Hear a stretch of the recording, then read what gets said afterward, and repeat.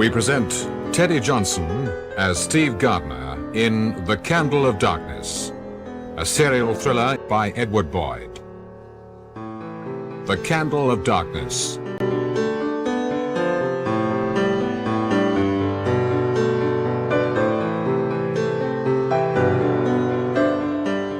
Above all, let's play fair.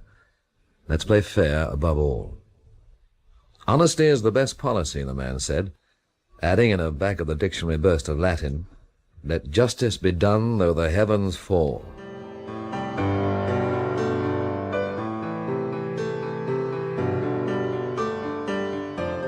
Call me Steve Gardiner, and you'll get an answer. But there were things that happened long before I came along. And now, so we can start from scratch, let's happen them again.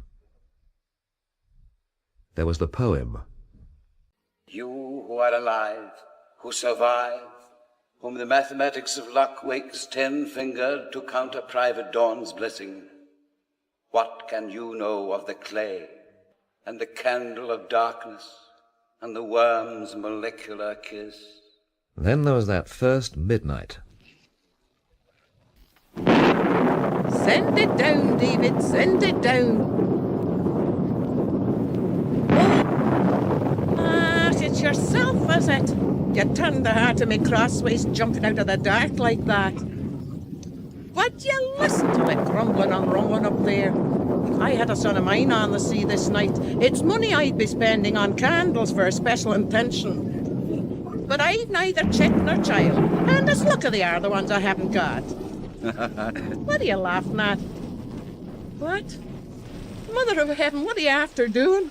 Get away from me with that knife, do you hear? Get away! Get away! Ah!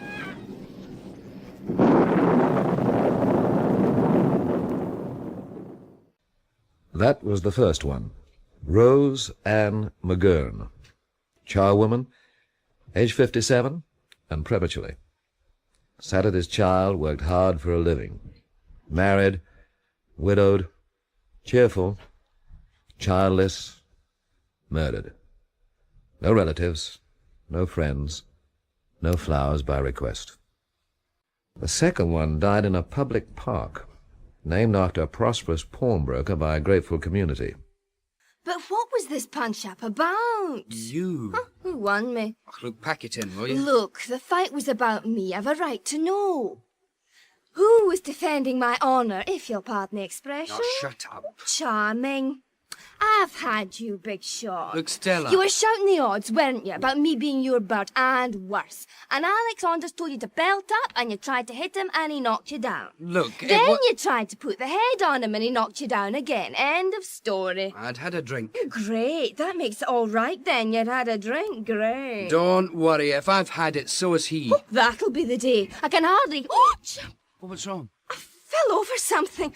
I think it's a man. It's Alex Saunders.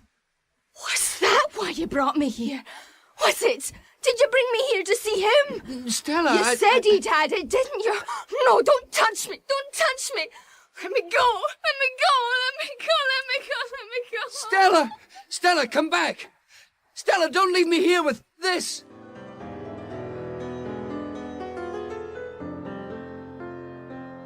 Alex Saunders, aged 18, apprentice engineer, waiting to join his parents in Toronto when his time was out. Which it was, now. Canadian papers, please copy. The third was a derelict called Jingling Geordie, who roamed about the district with a planet's predictability. Someone met him in a shop doorway, and now he would roam no more, for death is a notoriously fixed abode. Well, that's how the score stood that night when I got off the train at that little seaside town and spoke to the man who was sweeping confetti off the platform with a misogynistic broom. You want this? Eh? You want this? What is it? It's a railway ticket. Oh, mate, well, take it. Thank you. Where can I get a taxi? A taxi? Well, who runs the local garage? Peter Cherry. Does he have a phone number? Yes. I'll bet you it's unlisted. Huh? Do you know his telephone number? Oh, yes. Care to share it? 1389. Thank you. Where's the phone? Up there past the gents. Well, there's planning for you. Thanks again. The phone's out of order. Is there one in the office? Office is locked. You couldn't open it, perhaps. Oh, no. I'm looking for a bloke called Jimmy Morton. Town's filled with Mortons. It would be. Well, thanks for your help. I'll ask in the town. Glad to have been of assistance.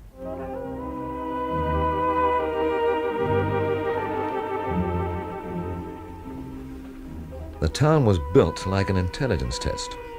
It was lit by weird green light. And that night, the lamplighter had had intermittent bouts of amnesia. Soon I was hopelessly lost. Then someone came billowing down on me like a black ship in full sail. She stumbled as she passed me, and I caught her by the arm. Steady on, old dear. Are you all right? Help! Help! Help! The kind man! What The kind kind man? What are you talking about? He's going to kill I was only me. trying to help you. This. He's trying to kill me! It was- I tell you! What are you talking about? Ever is all this? The kind man! There he is, Mick! Grab hold of him! Got you this time, boy. Take your hands off. Take your hands off. Hold on to him, Mick! All right. You asked for it, bud. Lynch him! Lynch him!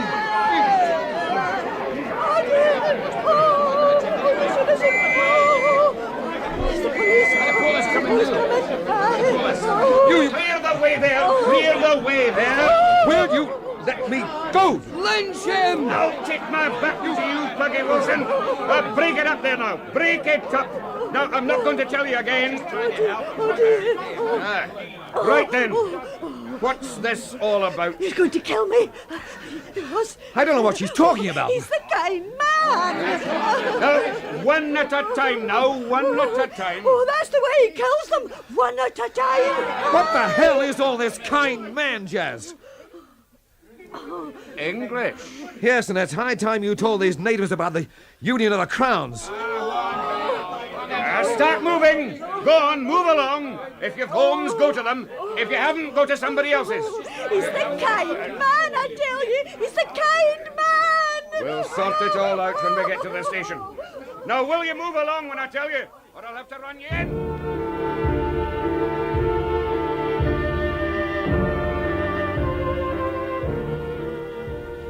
The police station was all polish and no spit. The sergeant there had the look of a fisherman who had got out of his bunk one morning and put on the wrong clothes, and had just decided to stay with them. He looked at me as though I was bad visibility. The lady says you grabbed her. I stopped her falling on her face. Now I've seen her in the light, it wasn't worth the effort. She saw the gleam of metal. My wristwatch. Perhaps, perhaps. Look, would you care to search me? No, we're getting ahead of ourselves. Do me one small favor. We don't do favors. Break the rule just this once. Tell me, what is this all about? The lady goes on to say that The lady is out of her tiny Bijou mind. Would you agree with that, Mackenzie? No, Sergeant. She's always seemed very normal to me, Miss Wiley. Miss Wiley? You know her. I know a million Miss Wileys. Elderly spinsters with fantasies of rape. What kind of way's that to talk? Be quiet, Mackenzie. But he said... I said quiet, Mackenzie. Sorry, Sergeant. How long have you been in this district, Mr... Gardiner, Steve Gardiner. And I've been in this nightmare town one whole long, meaningless hour. We can check, you know. Look, the hell with this. What am I doing here? Assisting the police. You've just lost an assistant. You'd better find Inspector Gordon, Mackenzie.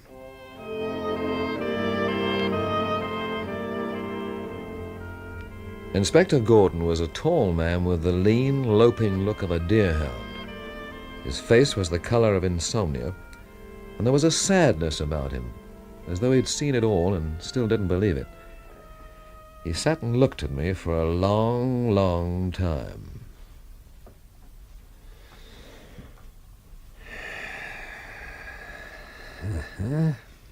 It won't work, Inspector. What won't work? The old silence treatment. Oh, is that what I was using? I've had it worked on me by professionals. Oh, I'm a professional myself. Not in the same class as the professionals I'm talking about. Oh, and who were they? Chinese, brainwashing experts. And when and where did you encounter them? In North Korea, when I was a teenager. Korea. I was a prisoner for 2 years. Did you collaborate? No. The sergeant tells me you're still not collaborating. I don't know what I'm supposed to collaborate about. You're from London, aren't you, Mr. Gardiner? Is that a crime up here? No. Not exactly, no. I understand you arrived on the last train. Mackenzie's checked, has he? Yes, indeed. What do you do for a living? I wheel and deal. Meaning? Somebody's got something you want. You've got something they want. I bring you together, you do a deal, and I get a cut. You must know a lot of people. I do. Who do you know in this town? Jimmy Morton. You've come from London to wheel and deal with him. I hope so. Can you remember where you were on the 28th of November? Brussels. That came a bit pat, didn't it? I've only been in Brussels once. And only for one day. It's my business to remember details. Look, I have 3 people who'll vouch for it. All right. I believe you. Who is the kind man? Homicidal maniac. Charming. He's killed 3 people.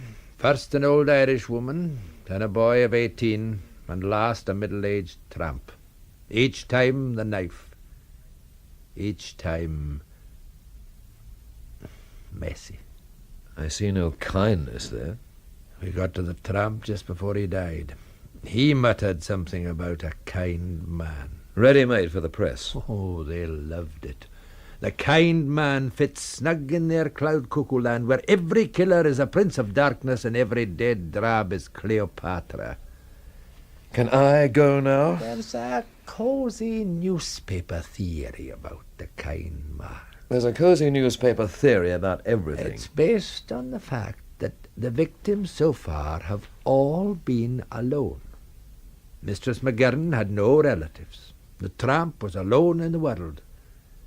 And the boy's folks were in Canada, and he lived in digs. Alone. Mercy killing gone crazy. More or less. I'll stay indoors at full moon. In this town, Gardiner, every night is full moon.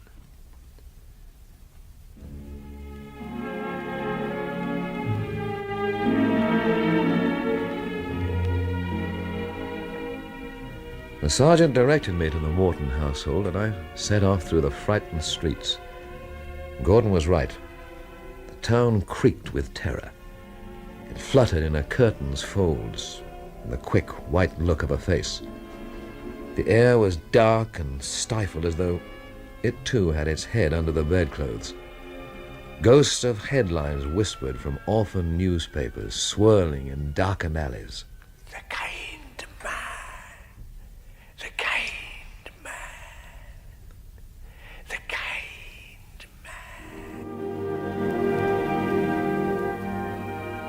I took the road to the right, past the graveyard. An angel hung high above the wall in marble flight and holding out a laurel crown. He looked like he'd been caught making off with a donut. And then I heard footsteps, and my shoulder blades went taut. Mister, You want something? the price you bid, mister, that's all. Just the price you bid. Friend. Have you no friends, friend? Eh? Oh, I've got friends. Hundreds. Then go to them, friend. Aye, I'll do that. I'll do that. Man, the kind man really does run this town.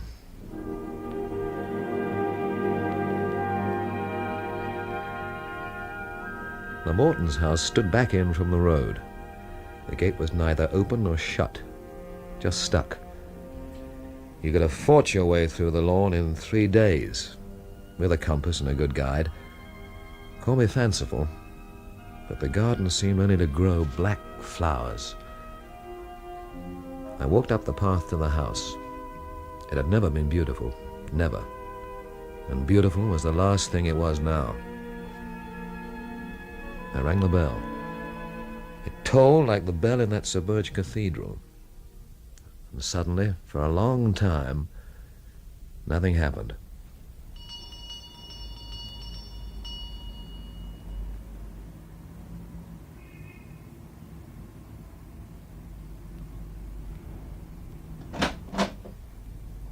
wants it this time of night? Does Jimmy Morton live here? Who wants to know? I do. And who are you? I'm from the Bureau of Better Manners, and don't tell me you've already got some. Who is it, Delia?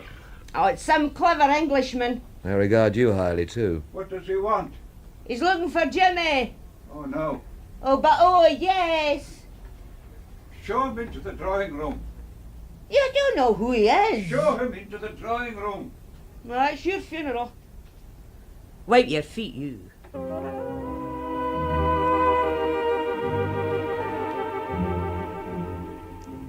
The drawing room consisted mostly of books. They lay around like slates blown from a roof. Everything was filthy, and there were cobwebs on the cobwebs. The ashes in the fireplace were heaped and damp. The furniture was by Messrs. Wet Rot and Woodworm. All things considered, he wondered how Delia justified her existence. But the room had one striking feature, a portrait above the mantelpiece. The portrait of an astonishingly beautiful woman. Then the door opened, and there entered a faded little footnote of a man. My name is Wilfred Morton. I'm Jimmy's father.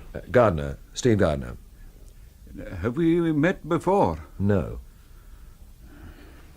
I'm afraid Jimmy's out at the moment. But he will be back. Oh, yes. That is, I suppose so. It's very important that I see him. Oh? Do you mind if I wait? No. No. Doesn't matter. If it's inconvenient, I'll go away and come back again later. No, you're perfectly welcome to wait. You're from London. That's right. You're not a policeman, by any chance? Not by any chance. No. You must excuse that silly question. You see, Jimmy's such a complete enigma to me. It's a familiar pattern. Never know what he's thinking or what he's been doing. Never have known. You probably baffle him just as much. Yes? Yes, I suppose so. He doesn't owe you money, does he? Not a penny. I'm not doing very well, am I? Not very. You must make allowances for me. Consider them made. When you see practically no one for years and years, social sense tends to become fossilized. May I offer you a cup of coffee? I'd like that. Yes. Perhaps you'd be good enough to pull that bell rope beside you. Certainly. Oh! I'm sorry, it just seemed to come apart. Rotted. Whole house is rotten. I'll call Delia. Delia? Delia? What is it now? Make some coffee, please. Make it yourself. I'm going to bed. Servants. No problem. I'll make the coffee if you like. That's very good of you. The kitchen? Yes, the kitchen. It's at the end of the passage, on the left.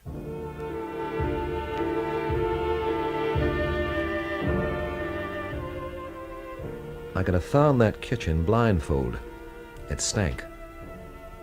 As I went to switch the light on, something ruby-eyed glared at me and scuttled away. The light produced a flurry of disturbed beetles. There were about 10 years' dishes sprawled in the sink. And not too far away, 2 loaves were growing something that would probably cure penicillin. Heroically, I brewed the coffee and took it back to the drawing room. Excellent coffee. My one art form. Do you mind if I ask you something? Not at all. It's about that portrait over the mantelpiece. Yes. It's a lovely thing. It's a portrait of my wife. A very beautiful woman. She died giving birth to Jimmy. I'm glad you didn't say I'm sorry or something meaningless like that. Most people do. I never know what to say, so I say nothing. A life for a life, some fool said. Well, I didn't think much of that sort of bargain. I still don't. Your coffee's getting cold. The top of the house was peculiarly hers. After she died, I locked it up. I left it exactly as it was. Like that ever since. Cleaned it myself. The piano is always kept tuned. For heaven's sake, why? This is a house of ghosts. That's her ghost. Always. And I'm a ghost. Jimmy's become one too. The only real person in the house has been Delia. I reckon. When I brought her here from the orphanage, she was stupid and clumsy, but she was real. She still is. No. Something's happened to her. And she isn't real anymore either. What this house needs is all its windows broken, preferably with Delia's head. You're a very frank person. Not always. I can be as devious as the next one. I hope you haven't come here to be devious. I don't have to be. I'm glad to hear it. Mind you, it's a devious little town you've got here. I was asked tonight where I was on the 28th of November. An odd question. And why would anyone ask it? Why, indeed? Could that be the date when your local maniac killed his last victim? Mr. Morton? Mr. Morton, are you all right? Yes, I'm all right. I think that's Jimmy now. I'll leave you together. Jimmy. Yes, Father. You have a visitor A visitor? in the drawing room. Thank you. Good night, Jimmy. Good night, Father.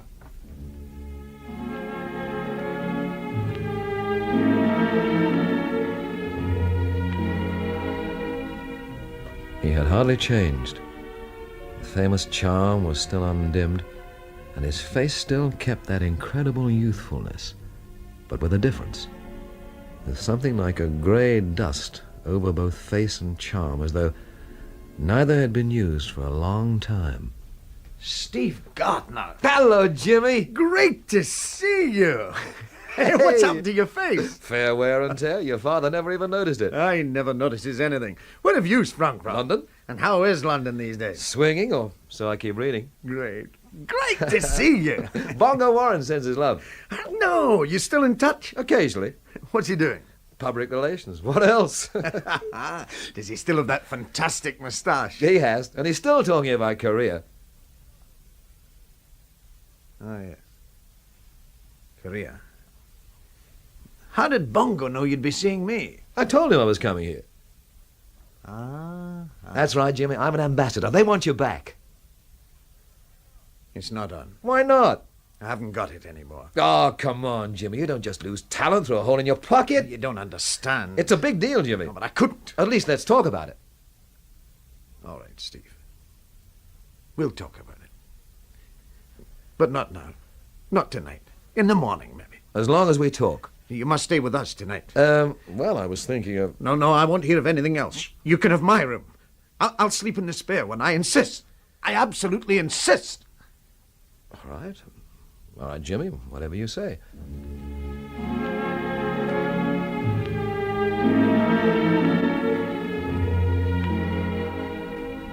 We talked for a while about this and that and everything except the thing I'd come to talk about. And finally, we said good night and sought our virtuous couches.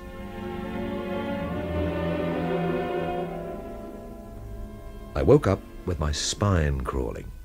I could hear a voice, and it was right in my ear. Hello, Jimmy. I'm here again, Jimmy. Have you missed me, Jimmy? I've got another one for you tonight. Listen. You who are alive, who survive, whom the mathematics of luck wakes 10-fingered to counter Private Dawn's blessing, what can you know of the clay and the candle of darkness and the worm's molecular kiss? I haven't finished it, Jimmy. I'm still working on it. But don't worry. As soon as it's finished, I'll be back again. I'll be back. What is this? What the hell is going on here? Steve. Is this your idea of a joke, Jimmy? You've had it, Steve. Say you've had it. I heard it, all right. You're not just saying that, Steve. You wouldn't do that, would you? Pull yourself together. I'm glad you had it. I'm glad you had it. Jimmy, listen to me. Just a minute. Who's that outside there? Who is it? It's me. Do you? What are you doing wandering around? None of your business. I don't dig you, and I don't dig your tone, and if it doesn't improve, I'm liable to tear it right out by the roots. I came down because I thought I heard a noise. Well, you didn't, so beat it. Yes, sir. All right, Jimmy, now, what about this voice? It was him again. Who? Francis. Francis Lennox. You mean you recognize the voice? Yes. Then why don't you go and punch him in the mouth? Because Francis Lennox has been dead for years.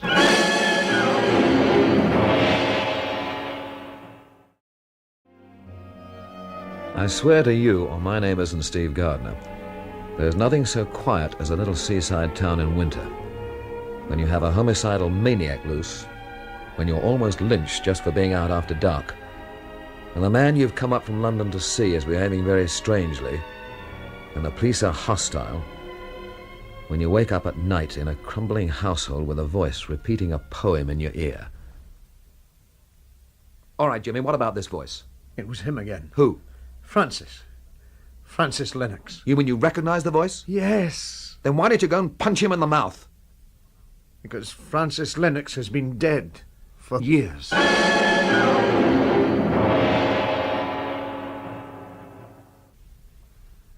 Sit down, Jimmy.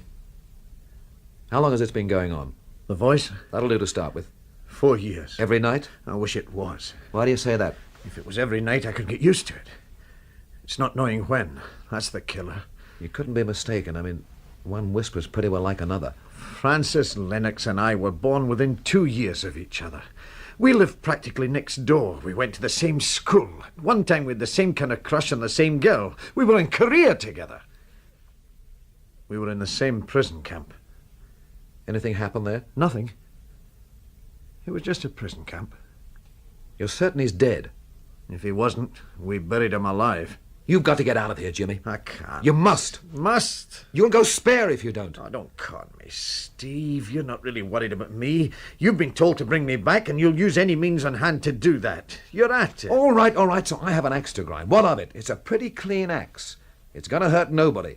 It's going to take you out of this Dracula's den and put you where the lights are brighter. It's going to fill your pockets with lovely, melodious money. It's going to give a lot of people a lot of work and others a lot of fun. Shut up, Steve. Look, the book's written, it's only great. The music and lyrics are Rodgers and Hammerstein class. There's a cast that could fill the theatre if the roof was taken off and the seats turned backwards. And there's a part that's tailored just for you. No! The public made you, Jimmy. Don't you feel any responsibility to them? I have a bigger responsibility here. Your father? Yes. But he's a big boy now. He can probably tie his own shoelaces. I can't leave him alone. Are you afraid the kind man will get him? I'm afraid of a lot of things, but the last thing I'm afraid of is that the kind man will get my father. Do you know what you're saying? Oh, don't come on at me, Steve. Why do you have to come here anyway? Why couldn't you leave me alone? I was making it, getting used to it, and then you... Oh, sure, I want to come back. I never wanted to be away. Do you think it's easy when you've been up there just to jack it all in and walk on by? Well, I'm here to tell you... What are you here to tell me? The London bit is out. You yourself, Steve, you're welcome to stay as long as you like, but no more London talk. Okay? It's not, but I'll accept it. Fine. And now I'm going back to bed. It's been quite a night. Quite a night. The great thing about daylight is that it at least seems to make sense. It makes sinister houses seem merely shabby. It chases away bats and owls and things with gleaming eyes. It creates colors all over again. It has a quality of antisepsis. I was lying in bed savoring the daylight when suddenly my door burst open and a huge bearded man erupted into the room. Out of it, Jimmy! Out, I say! I beg your pardon. I didn't know there was company at the manor. I arrived too late to make the gossip column. I might have frightened the life out of you bursting in like that. Well, you didn't. Why don't you sit down? In this house? Never. I may on occasion breeze through it like a wholesome wind, but sit down in it? Never. The place has a wonderful accumulated medieval filth. You have a name, no doubt? Gardiner. Steve Gardiner. Should I know it? I mean, are you some sort of celebrity? I decided not to be, so that I'd have less to lose when they drop the bomb. I grow to love you, sir. It happens everywhere I go. Come, Gardiner. Hurl yourself from that dingy, grey-sheeted, odoriferous, graveyard-blanketed, brick-pillowed insult to the name of hospitality, and we will take the air together. If I meet anyone in the long, dark passage to the bathroom, who do I say drag me out of bed? Say that Romilly Foster is here. I've heard of you. Anyone who can read has. Ah, here comes our jolly host. A very good morning to you, Wilfred Morton. Good morning. You have all the bright, early quality of chewed grey wool. I hope you are comfortable, Mr. Gardiner. Fine, thank you. I'm afraid I didn't sleep at all well. I seldom do. You always do. You sleep your dormouse way through, Rip Van Winkling from generation to generation in a shabby dream of nothingness. Why do you come to this house if you despise us all so much? I come bouncing in and out of this house in a disinfectant capacity. You flatter yourself. And in the vague but imperishable hope that your son might even yet be brought back from this living tomb. Neither my son nor I are interested in your undergraduate therapy. A fig for you and your preferences. One day, Foster, you will drive me to kill you. Come, Gardiner. Hurry, man, hurry. The bird of time is on the wing. Soon the tavern doors will be opening, and the mingled scent of malt and new sawdust will be dizzying the Presbyterian air.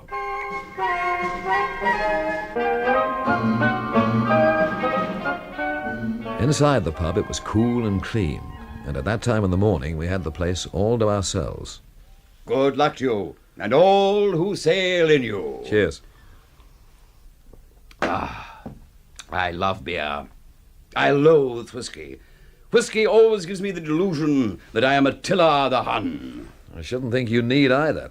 I imagine you can get drunk on words. My daily consumption of beer is in the neighborhood of 3 gallons. You're built for it. What I can't understand is this. Why does a famous character like you bury himself in a place like this? Gardiner, let us here and now abandon modesty to the old maids and the secretly modest. I am the biggest literary gun in the country. Therefore, I can shell at long range. I can sit here and pick off all the scribbling little mannikins and minikins, poetessas and versifiers that scurry beneath the smoke of the metropolis. Is that the only reason? Frankly, no. I wanted to write a study of a poet called Francis Lennox. How about that? You know his work? I've heard some of it. I came here originally to gather material for my Lennox study. I have stayed 5 fascinated years, trying to understand how such a magnificent blossom of poetry could have been nourished in this little dung heap of a Scottish village. 2 more pints, you hear? Right away, Mr. Foster. How good was Lennox, do you reckon? The greatest in this century. Can I get him in paperback? Oh, yes, with a preface by Romilly Foster. Too much too soon. 2 pints. This is mine. Take on. I was the first to publish him, you know. I was running my magazine, Nose and Thumb, at the time. Lennox sent me some poems. Astonishing stuff from a boy of 16. Perfect. I wrote him an excited letter about them. He sent me some more, that were even better. Did you ever meet him? Oh, yes. 2 or 3 times in London. What was he like?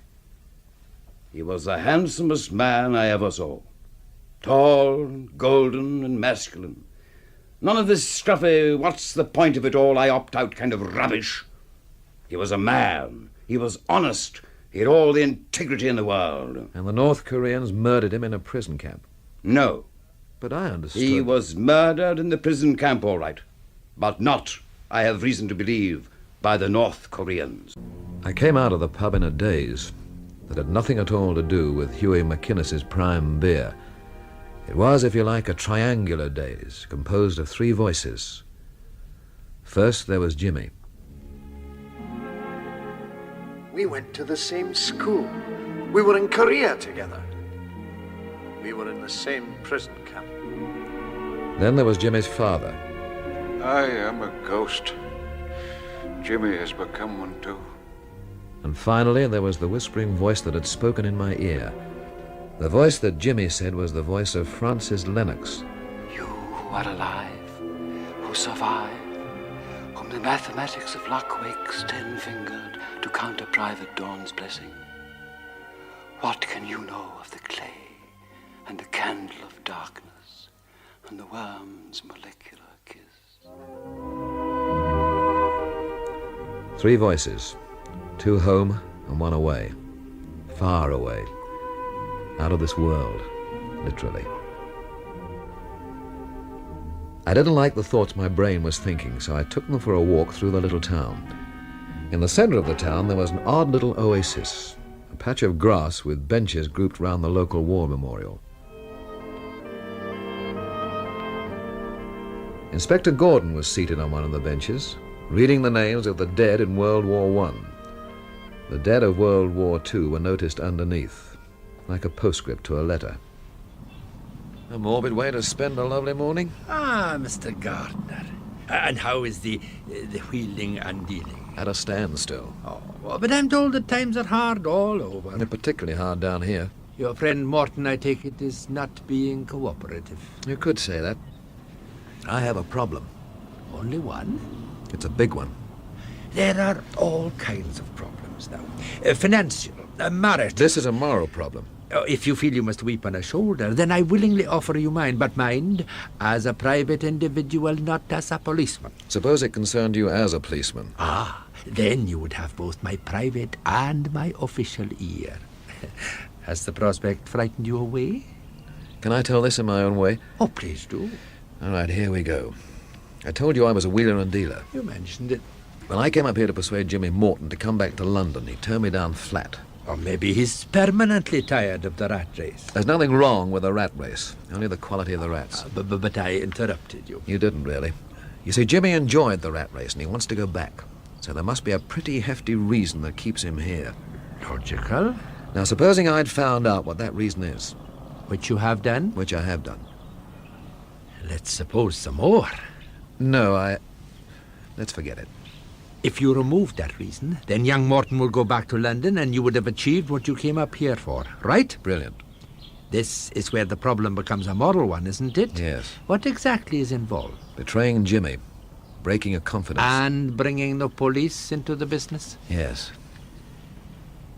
People like you, Gardiner, have a sort of fifth form morality. People like me have no morality at all.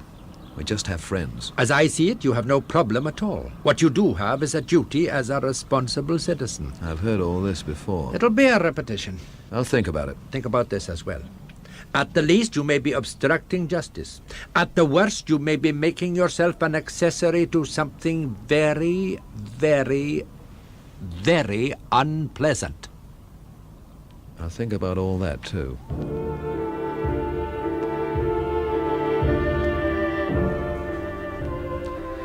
I left him to resume his contemplation of the memorial's dead names. I could smell the smell of a boat beginning to burn, and it was one of my own. The afternoon was settling in now. Cats in shop doorways soaked up the sun like black blotting paper. The coal merchant was doing his rounds, and every so often a weird, dark howl would come from his face. Tiny children were bouncing home from school, smelling of free milk and plasticine. Then I saw a sign that said County Library. There, I thought, is the place to start the search for Francis Lennox. The girl at the library counter was fair-eyed and bespectacled, but her teeth were good. Can I help you, sir? I'm sure you can. I'm looking for a book. Then you've come to the right place. I wish I'd said that. Did you have any particular book in mind? Any book of poems by Francis Lennox. Oh, yes, our local genius. We're all very proud of him here. His early death was a great loss to literature. An irreparable loss. We only have one book of his. That's to say, if it isn't out on loan at the moment. The Forgery of the Spirit. Could you check if you have it, please? Oh, of course. If it's there, I'll fetch it for you. You're very kind. Not at all. Won't be a moment. You're in luck, sir. Here it is. Ah, good. Yes? Do you have a library ticket? A library ticket? I'm afraid I can't let you have the book out without one. I only want it for a very short time. Oh, I'm sorry. My television producer's going to go spare about this. Television? My own fault, of course. I should have brought a copy of the poems up from London with me. Are you going to do a television programme about Francis Lennox? Yes, I'm up here doing a recce. Filming? That's right. What, here? In the library? Why not? We could. And that's what you need the book for? Yes. If anything happens... I'll say I walked out with it absent-mindedly. All right. You're a doll. Anything for our local genius. You like his poems? Well, actually, I've never read any of them. I took my unofficial Crown Octavo library-bound prophet without honour out with me into the sunshine. The pavements were hot and the houses baked beneath the high mackerel sky. It was going to be a good day tomorrow, except for those who wouldn't ever see tomorrow. That cheerful reflection took me to the police station and the ironic Inspector Gordon. Have you decided to tell me, or will you be burned at the stake? I decided to tell you. Tell me then. Last night when I left here, I went to the Morton house and walked into a real Gothic setup. Mouldering old house, mouldering old man. Mouldering young man, too, they tell me. Yes, and the weirdest maid you ever saw. Her name is Delia Dewar. What's weird about her? She runs the house. Of course she does. I don't mean in that way. Then what way do you mean? She cracks the whip and her masters jump through hoops. Go on. Well, like I told you, I came here to excavate Jimmy Morton, so I put the proposition to him. He threw it out, got quite neurotic about it. So? So we decided to sleep on it. Oh, you stayed in the house? Jimmy insisted. He said I could have his room and he'd sleep in the spare. We talked for a while and then we broke it up. I went to bed and woke up in the middle of the night. Someone was whispering right in my ear. Delia, perhaps? It was a man's voice, whispering a poem, something about a candle of darkness. A candle of darkness? Yes. Oh, I like that. And what happened then? Well, the next thing, Jimmy was bursting into the room. He was near hysterical. I calmed him down, then he told me he'd been hearing this voice for 4 years. Did he recognize the voice? He said it was the voice of a dead man. I tried to use the situation to make Jimmy change his mind about London. I suggested the reason he stayed here was his father. I asked him, sarcastic-like, if he was afraid the kind man would grab his father. Oh, and what did he say to that? He said that that was the last thing he was afraid of. Interesting. Very interesting. I thought it was, too. The inference being that his father was the kind man. You make your inferences and I'll make mine. It's a strange story.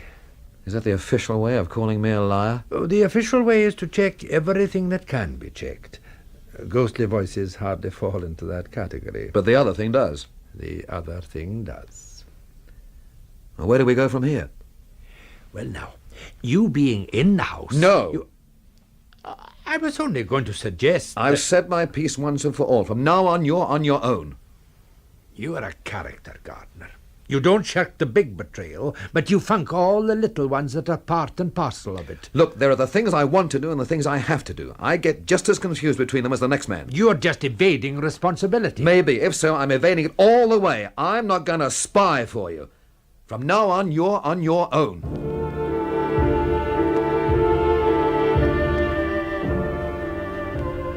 I left the police station and went down to the sea wall and read some Francis Lennox. I have never been asked to adjudicate the Nobel Prizes for poetry, which is just as well for Francis Lennox.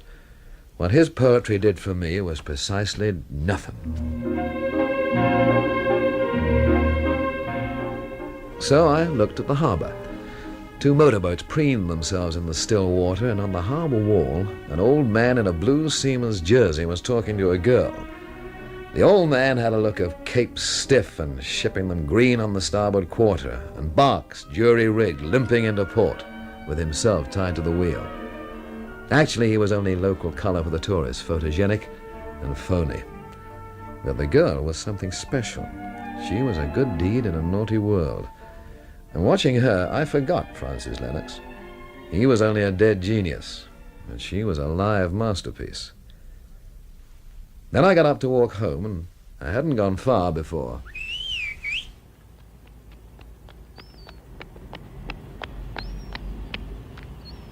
You left your book lying on the sea wall. Thank you. You've got lousy taste in literature. You reckon? I reckon. A critic already. So you're from London. big deal. The news certainly does get around fast here, doesn't it? You're a new face. We don't see many of them. Well, you don't look local. I am. I didn't say you weren't. I just said you didn't look it. We're international nowadays, the young. Didn't anybody tell you? What's your name? Marshall. Lindy Marshall. Gardiner, Steve Gardiner. Hello. Tell me about yourself, Lindy. Then what? You'll make me a big star or something? Oh, who's been kicking you around, doll? Nobody kicks me around. Is that what you want to be, a big star? I want to be a writer. You must be mad. I know. These Francis Lennox poems, what's wrong with them? Well, they're not about anything or anybody. His poems are acting all the time, if you see what I mean. Yeah, yes. You're absolutely right. You don't dig them either? I think they're a load of old rubbish. A critic already? Romilly Foster doesn't agree with us. You know Romilly Foster? Yeah. Oh, that takes care of him, then. He's a balloon. All that phony Dylan Thomas bit. Young lady, to be a writer is the privilege of privileges, and if the weight of my undoubted influence can push you one small inch towards Parnassus, let my shoulder be your guest. Then? Then he made a big swinging pass at me, so I clobbered him. Come on, I'll buy you a coffee.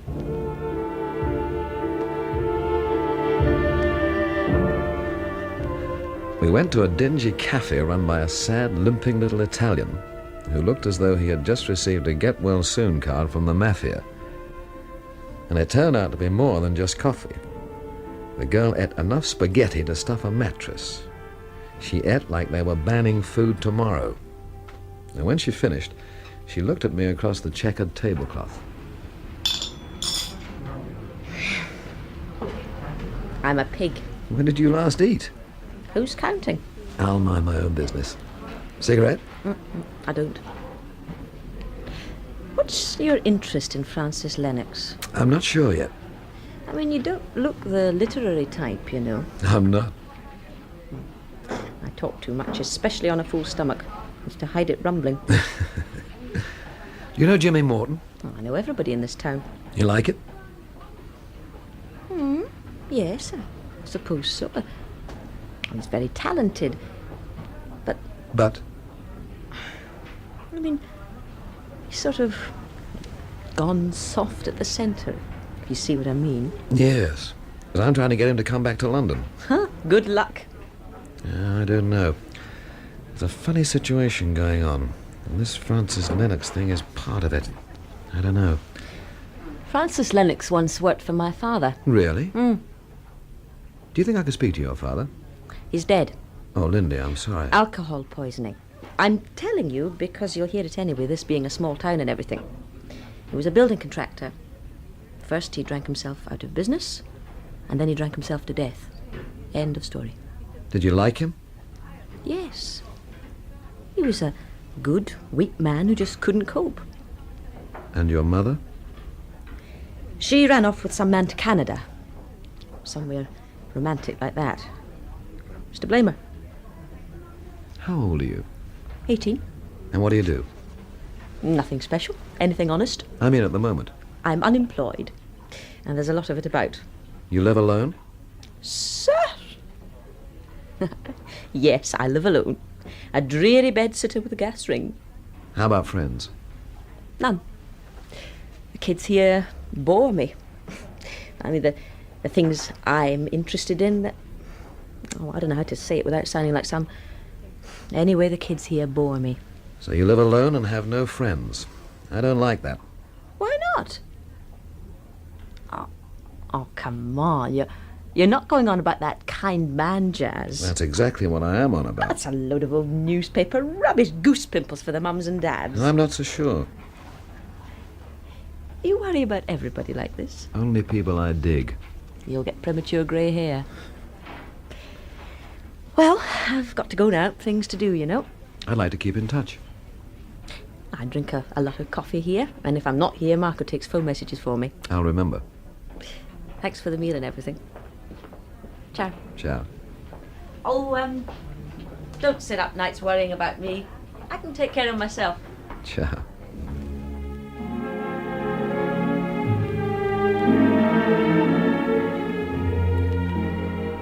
She went off, and suddenly there was a hole in the day. So I called for the bell and paid it. The sad, limping little Italian took the money and gave me change. And all the time he was worrying about that get-well-soon card from the Mafia.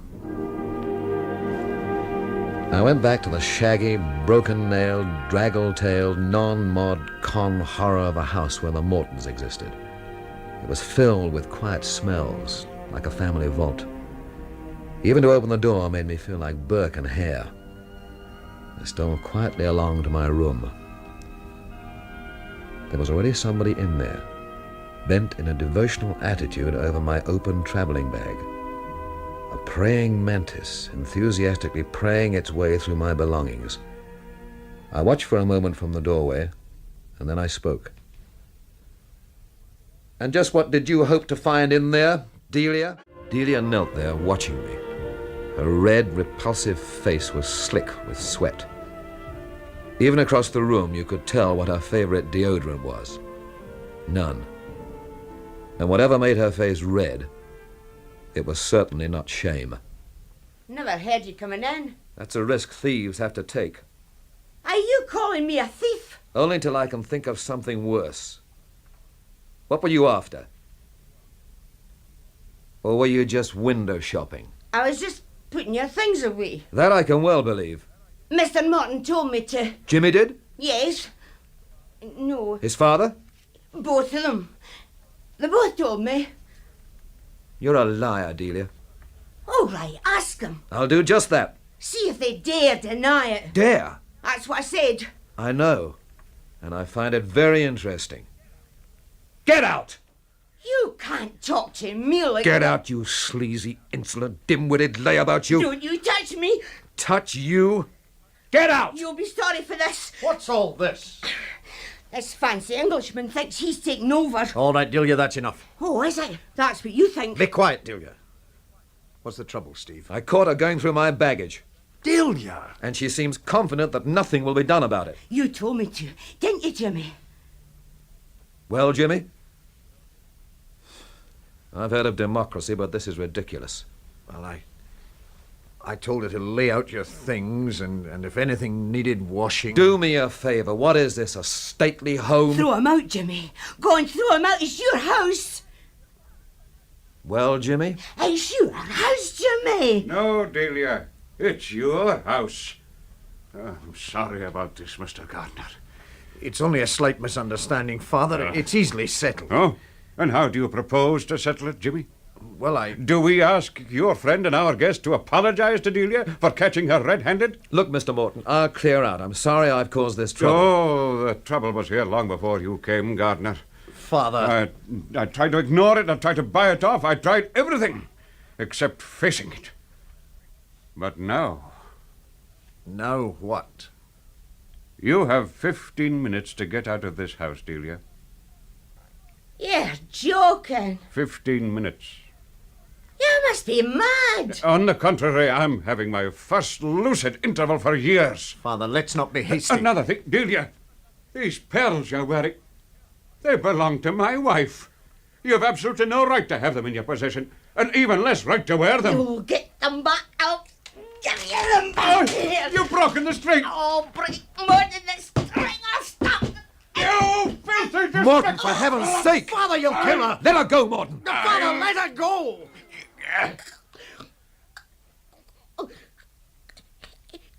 It tried to strangle me. Take her away. Take her away. It tried to... Get out, you fool, while you can. Oh, he tried to strangle me.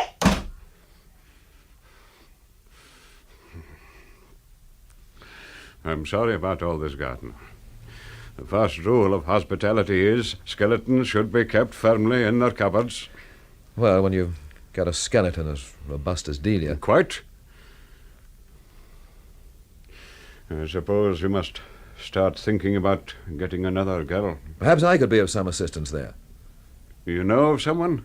I think so. I don't care what she is, as long as she's honest. This one is honest to a fault. Well, There are plenty of faults here for her to be honest, too. Of course, there's no guarantee she'll be interested. I should be obliged if you would ask her anyway. I'll ask her. This girl of yours. Correction, this girl I spoke about. Are you sure? You're asking, is she part of some deep, dark plot I'm hatching? Well, is she? Oh, for heaven's sake, Jimmy, you're becoming paranoid. You're a pretty tricky boy, Steve. Yeah, I'm tricky. I'm the trickiest. I set up Delia to go through my baggage. I set it up for you to come along just when I'm bawling her out, and then I fixed it for your father to appear and fire her. Meanwhile, back at the ranch, I've got this other bird lined up to take over from Delia and be my spy. Or whatever the hell you think she is. Look, Jimmy, this is a local bird. I only met her this morning. What's her name? Lindy Marshall. And if you say the word, she'll never even know there was a situation vacant here. You don't want anyone else in the house, do you? There could be reasons for that. That's your problem. Mine is this girl. What's it to be, Jimmy? Yes or no? My father's head of this house. I only haunt it. Oh, come on, Where do I find a telephone? There's a booth just round the corner to the left. Thank you.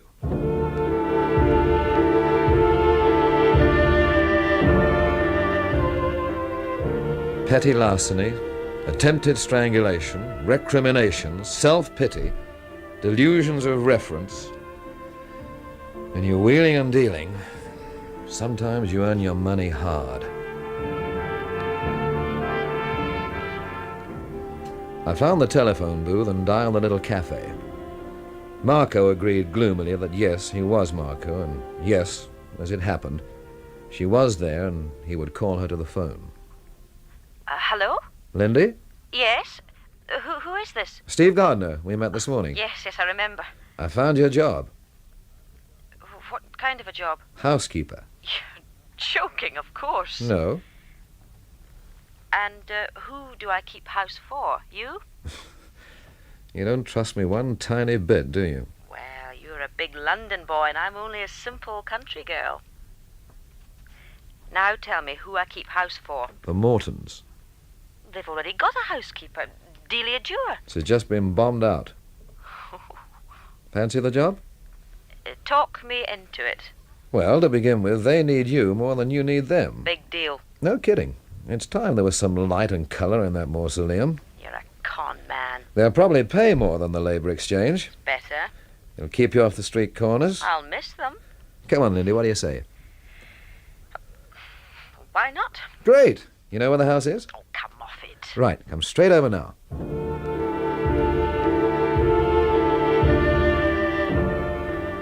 I got back in the house in time to catch Delia's farewell performance. She came downstairs slowly in time to inaudible music.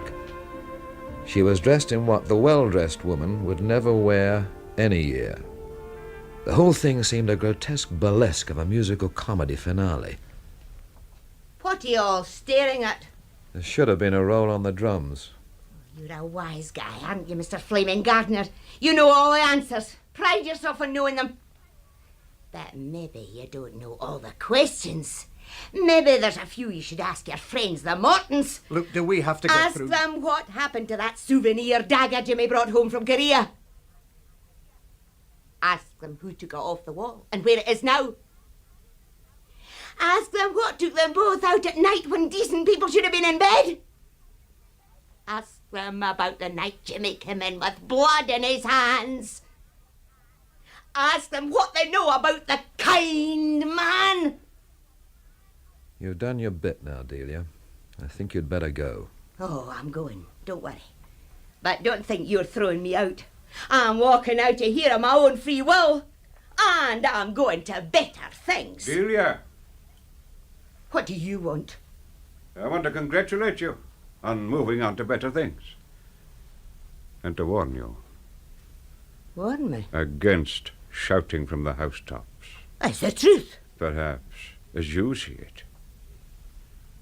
I don't understand that. Then perhaps you will understand this. You are an orphan, Delia.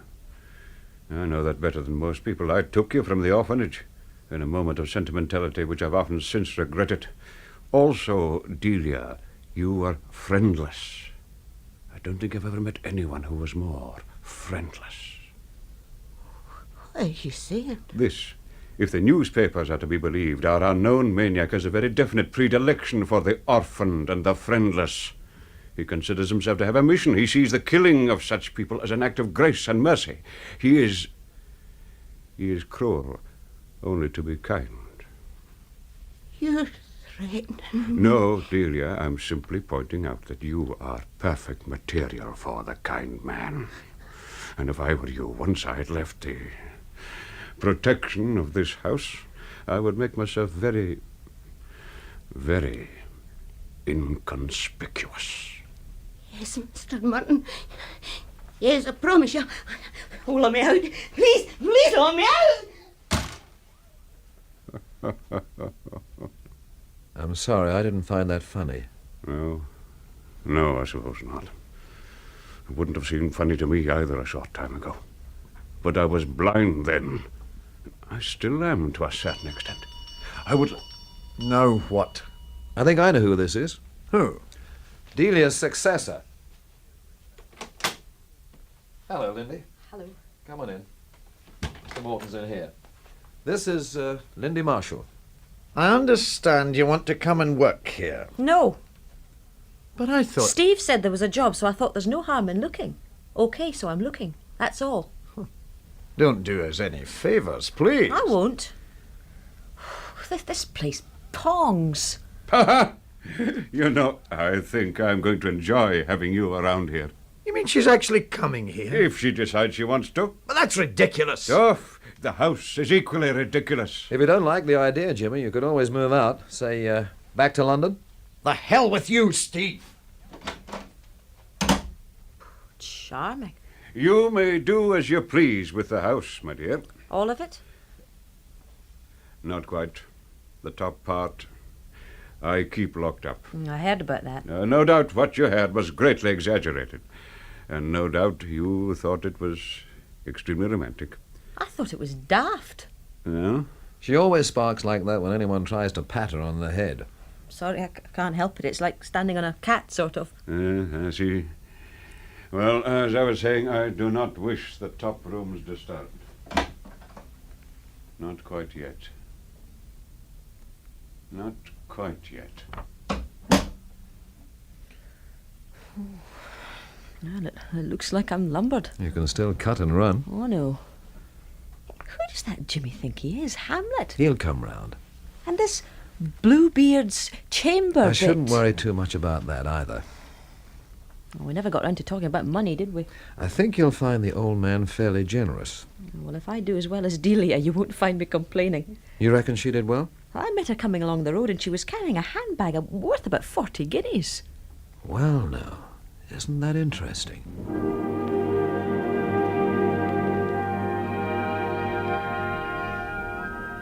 I left her there and went out into the town.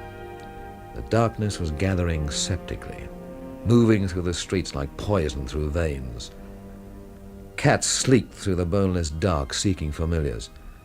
Vampire bats hung folded in each suspicious eyelid. The streets were paved with tombstones, and every tree was a gallows tree. I feel rather that way myself. What? Inspector Gordon, I presume. You almost frightened me out of my wits. Quite an achievement. This rotten town's getting under my skin. Well, then why do you stay? I have a soul to save. Highly commendable. I have a feeling tonight that I could well do without. It's his kind of night, isn't it? Inside information? Look here, Gordon. Easy now, easy. You're chumpy. The whole town is. Oh, they're worried. They're worried because the kind man has not been kind for too long. Excuse me. Excuse me. Oh, yes, what can we do for you, madam? I didn't mean to stay out so late, but I got chatting, and you know how the time slips by. Oh, I do indeed. And before I knew, it was dusk, and then it was pitch black, and here I'm caught out in it. And my friend lives by herself, and short of convoying each other back and forwards all night, we didn't rightly know what to do. And then my friend looked out of the window and saw that there were two of you, and she said to me, Belle, there's your chance. Safety in numbers, eh? It's a wrong kind of a night. So, you would like one of us to escort you home, eh? Not one of you. Both of you. Oh, well, that, madam, I regret, is impossible. Well, then I'll just go back to my friends. Oh, no, wait a minute. My name is Gordon. I'm Inspector Gordon, and I'm in charge of the investigations into the... Don't say it. Very well, I won't. But what I will say is that this gentleman here is a Mr. Gardiner from London, and he has only been in this town for about 48 hours. Oh, I see. Now, madam, the way I feel at this moment, I wouldn't be at all surprised if I turned out to be the kind man. Oh. But one thing I do know. Mr. Gardiner is perhaps a solitary person in this town who most definitely is not. I beg your pardon. Both of you. Oh, we understand. Gardiner, would you escort this lady to her home? With the greatest pleasure. You're very kind. Not at all. Shall we go? Please. Good night.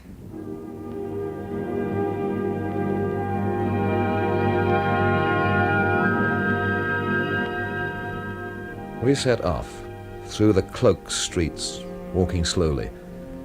She clung to my arm, weighing no more than a thread on my sleeve. She didn't speak. Perhaps she was still not sure of me. Perhaps she was still thinking that the night was somehow wrong.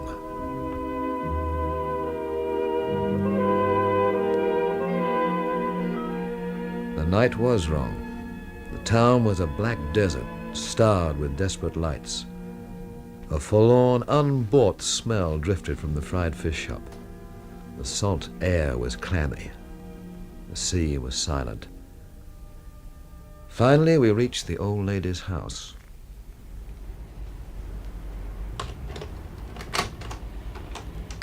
There we are. You'll come in for a minute. Oh, that's kind of you. Ah, the fire's blazing fine. A fire's company, don't you think? Definitely. Sit you down. Sit you down. Thank you. You've something to do with television, I hear. Television? My granddaughter was telling me. Well... she works in the county library. Oh, yes, of course. Oh, she was very helpful. She said you were... What was her word now? Sexy. That's what it was. She certainly needs those glasses. Oh, not her. I can appreciate a description. I mean to say, I'm only 77. Impossible. No, 77 it is. I hear you were asking about Francis Lennox. Yes, yes, I was. I taught him at school. You were a teacher? I was, over 40 years. And I taught Francis Lennox, and his father before him. Tell me about Lennox. He was the handsomest boy you ever saw. He was brilliant, and as brave as a lion. Teacher's pet? I detested the sight of him. Oh, for a minute there you had me fooled. I haven't learned much from life, but one thing I have learned, never trust perfection. And what was perfect about Lennox? His selfishness. It was so perfect, it had a kind of terrifying beauty. He would lie, cheat, flatter, whine, bully, scream to get whatever he wanted. And when he got it, like as not, he'd break it and throw it away. What else? There was always something odd about Francis. He wasn't a Lennox at all. I knew his grandfather and his father, the whole family, but Francis was different in every way. Heredity sometimes does that. Oh, it does. When you're a teacher, as long as I was, you develop a kind of instinct about families, and I always felt that Francis was never a Lennox. That's his picture over there. Oh, yes. It was taken the year he won the Butte Scholarship. Oh, that's odd. What is? I could swear I've seen him somewhere before. If you'd ever met Francis Lennox, you'd be no doubt... Oh, I'm sorry. It's getting near my bedtime. Yes, and I'll be on my way. Now, I didn't offer you tea because tea I do not consider a man's drink. And secondly, because I wanted to ask you another small favour. You name it. Do you know Hughie McInnes's pub? I was in there this morning. Well, in you go again. And tell Hughie that his auntie's safe home and it was you convoyed her and it is to give you a dram for your trouble.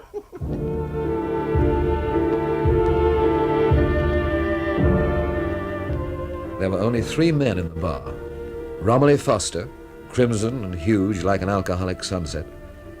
On one side of him, a little man, erect only by a special dispensation of gravity. On the other, a dark, sullen man, a neat gypsy. You knew as soon as you saw him he was an old soldier, the scrounging type that's good to have beside you in a war, the scrounging type that's untranslatable in terms of a world at peace. Romilly Foster caught sight of me as I opened the door. Gardiner! My ironical friend, come to me arms. Man, you're certainly feeling no pain. You drop into the desert of my life with the grateful munificence of manna. I dropped in to collect a freight charge of 1 dram for bringing Hughie McInnes's aunt home. Hughie! A dram and a tankard of celebration for me. Right away, Miss Foster.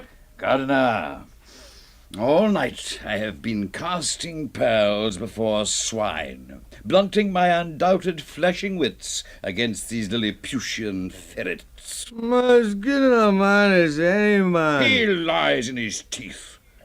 For 1 small hour tonight, I raised him from the gutter, whither he is now minded to return, to root and snort nostalgically. So dead, lovely. This other swarthy hound is Bill Williams, whom I tolerate because it inflates my ego to have a hound that savages everyone but me.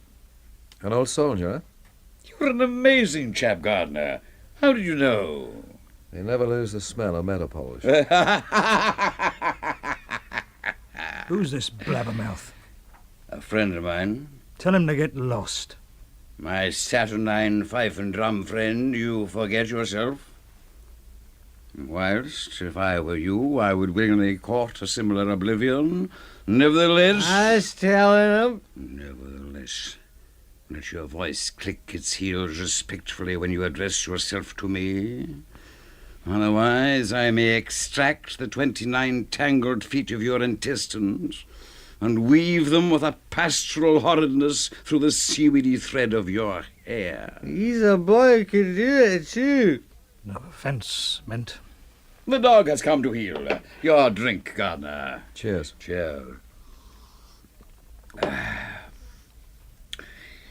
You and I, Gardiner, are the only 2 men in this town tonight who are unafraid. Hooray for us. Let's do a song. Pack it in, Mac. Sing a song his feet.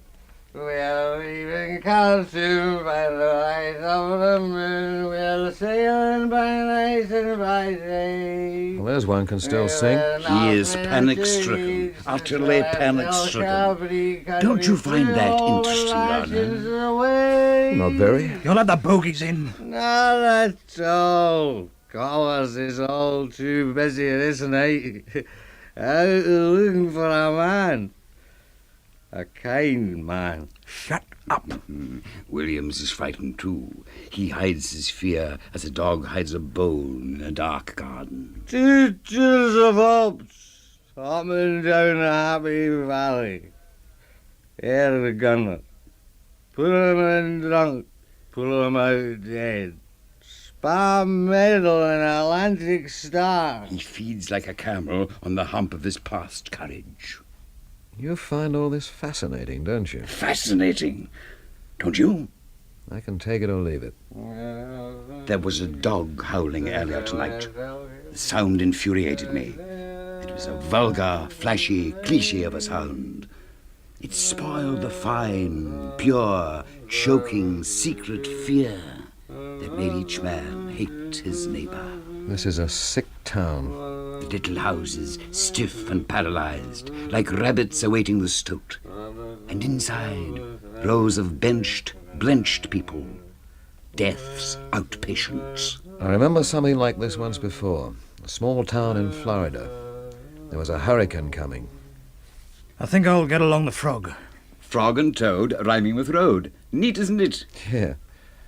Before you go, Williams. Well? I'd like to ask you something. See my lawyer. I smell a smell of no love lost. Did you know Francis Lennox in the army? I knew a lot of blokes. You can keep them all except Francis Lennox. Come, man. Enough of this virginal reticence. I knew him. Did you know him well? Well enough. What happened to him? He died. How did he die? What's it to you? How did he die, Williams? Tell me that. How did Francis Lennox die? Somebody fell in the door. It's a girl. She's been stabbed. Lindy! Gardiner. Don't try to talk, Delia. I must... The doctor's on his way. My heart. Isn't there anything we can do? Nothing. I didn't deserve it. No, Delia. Nobody deserves this. I couldn't help it. I never had anything. All that money and clothes. I had a handbag worth 40 guineas. Oh, let me die. Let me die. I can't stand this. Shut up, Foster. Jimmy was waiting. The knife. Jimmy Morton? Yes. Jimmy Morton? Jimmy Morton? Get these people away from the door. Yes, of course. Outside, you carrion crows! Outside with your beastly indecency, your eyes! You know homes to go to! Can you hear me, Delia? Yes. I'm sorry about everything. Not your fault. The pain's nearly gone. That doctor should have been here by now. She doesn't need him anymore.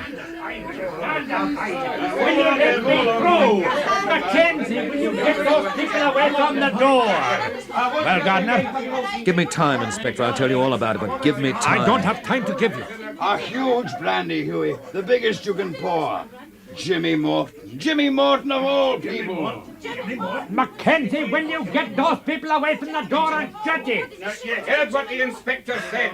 All of you, get away home. What did Foster mean, eh? She mentioned Jimmy Morton before she died. How did she mention him? I asked you a question, Gardiner. How did she mention him? Here's the doctor, sir. Well. Another one. Who is it this time? Her name was Delia Dewar. Don't go away, Gardiner. I think it's high time that you and I had a heart-to-heart talk.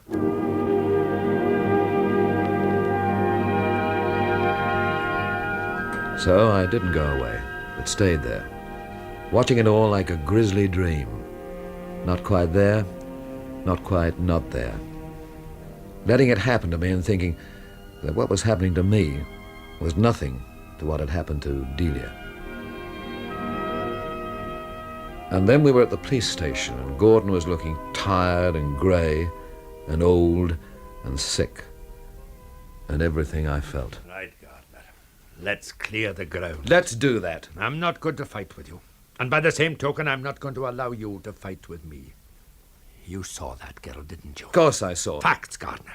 Did she mention Morton? Yes. Can you remember exactly what she said? Yes, she said Jimmy was waiting the knife. Was that the only time she mentioned him? Yes. You suggested to me not so long ago that the girl had some kind of hold over Morton. I'm sure she had. And you told me that Jimmy Morton believed that his father was the kind man. Yes. You think Delia knew that? You think that was the hold she had? I know it was.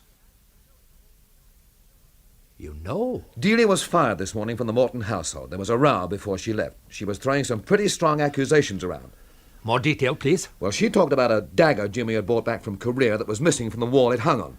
Yes? And she said something about Jimmy coming home one night with blood on his hands. And what else? She suggested that Jimmy and his father should be asked what they knew about the kind man. And now, what have you not told me, Gardiner? I've told you all that I know, and more than I wanted to. I'm not sure I believe that. This correspondence is now closed. You've suddenly become very important, Gardiner. To whom? To me. I prefer girls. You are the only one who can stand up and say all this now that Delia's dead. Yes, I see what you mean. And it's only your word against the words of two people who will almost certainly deny everything that you've just said. I see that too. But tell me something. Well? Do you believe this kind man, Jazz? You know the theory of the maniac with a mission? Policemen never theorize.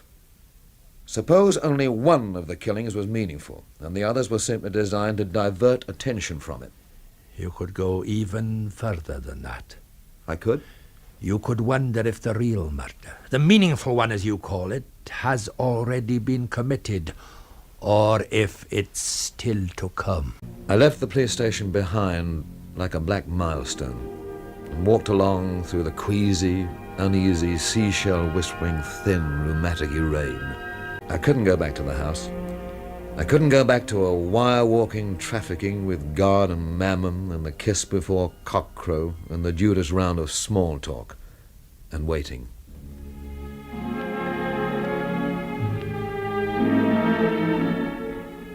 So I kept walking until I had shed the town, as a snake sheds its skin. And suddenly I was beside the sea edge, walking over ribs of hard sand. And in front of me there was someone blacker against the black, a shaped piece of the darkness. Did I startle you? No. I suppose you should have done, but you didn't. In a way, I almost expected you. That's not quite accurate. Almost. What I was trying to say was that after all that's happened tonight, there seemed a kind of rightness about you being here, as though you were the spirit of the place. Black against black. To me, black is the color of kindness. I'm beginning to hate that word. The whole town hates it. Fills them with fear. There's going to be an explosion soon. Who are you? My name is Diana Wheeler-Sproat, with a hyphen. My name is... Steve Gardiner, and you're staying with the Mortons. It is a small town, isn't it? Very small. How is Jimmy? I wish I knew. Tremendous talent. Tremendous. Isn't it strange how a dingy little dump like this town could produce two people like Jimmy Morton and Francis Lennox? Gold is where you find it. Did you know Francis Lennox? I was engaged to him once. Do you mind if I ask what happened? Not at all. He tried to murder me. I'd like to hear about that. Well, I was very young, very attractive, very rich, and very spoiled. And then I met Francis. Everybody says he was a very good-looking man. He was very good-looking. What happened? We became engaged. It was a very stormy relationship right from the start, and he very soon tired of it. He was a very cruel person. Very cruel. You sometimes find that with genius. It seems to demand a constant succession of human sacrifices. Why didn't you break off the engagement? I wanted him. And I was used to getting what I wanted. Then there was the vanity thing, nobody was going to walk out on me. How did he try to kill you? Brilliantly. We were at a party one night. Pretty wild one it was, too. I was very unhappy. At about 4 a.m, I was quite drunk. Then Francis started talking about my new car. My doting father had just bought it for me, and it was really a beast. Would have frightened a professional driver. What did he do, rig the steering? He did something much more simple and much more subtle. He bet me I couldn't drive round the low road to the next town and back in 15 minutes. I took him up. And some of my friends tried to talk me out of it, but Francis sneered that I was chicken, and that was that.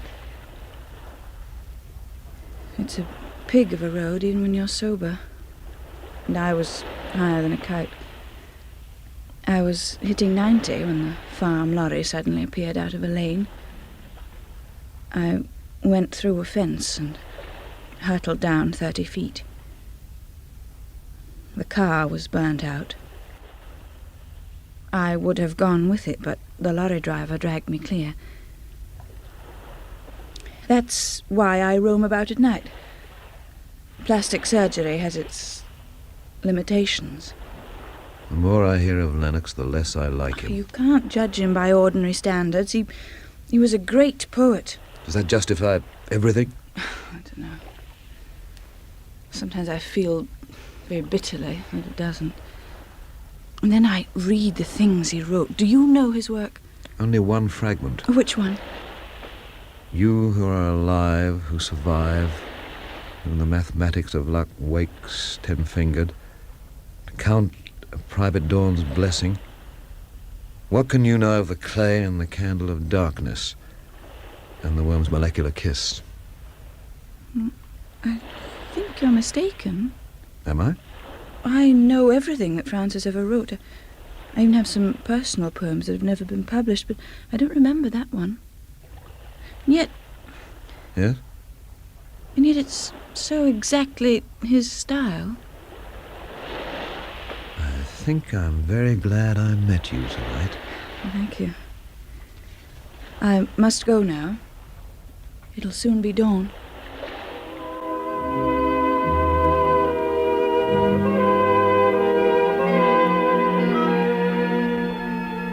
She walked away, across the hard, ribbed sand, fleeing the dawn and the searing world. I went back to the ugly town that was waking reluctantly to the frank silver sneer of daylight. The streets were filling up with people whose faces had a morning colour of bad money. A man spat on the pavement, and the whole universe. At the corner of the road where the Morton house was, a policeman watched the dawn as though he thought it was loitering with intent. Morning, sir. Morning. Constable Mackenzie, isn't it? That's right, sir. You're early abroad? I could say the same about you, sir. Are you asking me where I've been? Not at all, sir. You haven't been told to keep an eye on me or anything dramatic like that, have you? No, sir. Have you been up all night? Yes. Join the club. Did you find it? I'm afraid I don't understand, sir. Your uniform's covered with ash. You've been searching through dustbins, right? Did you find it? No, sir. Not yet. You think you will? If it's there to be found. Good luck.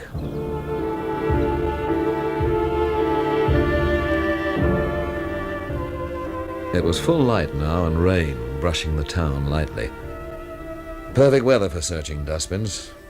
Perfect weather for growing neurosis. Perfect weather for cutting your throat. There were lights on in the Morton household as I let myself in. Is that you, Steve? What's left of me? You like some coffee? You're a doll. In the kitchen. Hey, you've been busy. The lace was filthy. You want black or white? White, please. When the Mortons come down, they'll think they're in the wrong house. How much sugar? 2, please. I cleaned out Delia's room for myself. It nearly made me throw up. I can imagine. Here's your coffee. Thank you very much. Actually, it could be a swinging room. There's a marvellous view from the window. You could look down on the whole town. I can and do. I think I'll ask Mr. Morton if I can do it up. I have an idea for a colour scheme that Don't start planning too far ahead, Lindy. Why not? What time did you get to bed last night? Oh, I don't know. About 11:30, I reckon. Why? Did you read for a while or anything like that? You're joking. I just finished cleaning out this muck heap of a kitchen. I was beat to the floor. So you went to sleep at once? Out like a light. How do you sleep? Alone. I mean, are you a light sleeper? I sleep through earthquakes. So if anyone left the house or came into the house, you wouldn't hear them? Oh, I wouldn't. Jimmy and his father, were they in when you went to bed? I don't know. I had this job to do, the kitchen, and when I work, I concentrate. So they could have been nipping in and out all night without you being any the wiser? Unless they'd come into the kitchen. Which they didn't. Which they didn't. So what, Steve? Delia was murdered last night. The kind man? That's the way it looks. She was no great loss, was she? She's dead just the same. Oh, we're all going to do it one day. What's so special about it? It doesn't change what she was when she wasn't dead, you know? You're a hard-hearted generation. Oh, what do you want me to do? Wear black? Maybe you're right. Are the Mortons involved in this? They could be. You picked the nicest employers for me. You want to be a writer, so maybe this is something you could write about. There is that. Well, now I'll never be able to give Delia back her photograph. Photograph? I've got it here. She'd hidden it under the paper lining in one of the drawers in her room. But this is incredible. It's a picture of Francis Lennox, isn't it? It is. I recognised him from his picture in the library book, the Rupert Brooke bit. But the woman with him. She's the woman in that portrait in the drawing room. Whoever she is. I mean, nobody introduced us. She's Jimmy's mother. The one with the shrine upstairs. Yes. But this picture's impossible. It's there. Look, Jimmy's mother died when he was born. And Jimmy told me he and Lennox were born within 2 years of each other. The man in that photograph's about 24 or 25, wouldn't you reckon? Give or take a year, yes. Oh, so he can't be Francis Lennox. Yet he is. It's weird. Oh, good morning, Mr. Morton. Good morning, Miss Marshall. Morning, Mr. Gardiner. Morning. Huh? What's that you got there, Lindy? A photograph. Oh, may I see it? Thank you. Where did you find this? Delia had it hidden away in a drawer. Delia? It's rather an odd photograph, isn't it? Odd in what way? Well, that's your wife in that photograph, isn't it? Yes, it is. With Francis Lennox? No. With me. You? Myself, when young. I was quite a handsome young man. You're saying then that Francis Lennox and Jimmy were half-brothers. Francis, you understand. How can I put it? Well, you could say it was a... Yes, you could. There are good reasons why Jimmy shouldn't know this. I prefer not to go into them at the moment. I'd rather not know anyway. Quite. I'd be grateful if both you and Lindy would forget about this photograph. Indeed, this whole incident. And off he goes with his broken heart to the sealed room. How about that? Oh, he was lying, that's what. You're right, he was lying. Steve, what's going on in this spooky ruin of a house?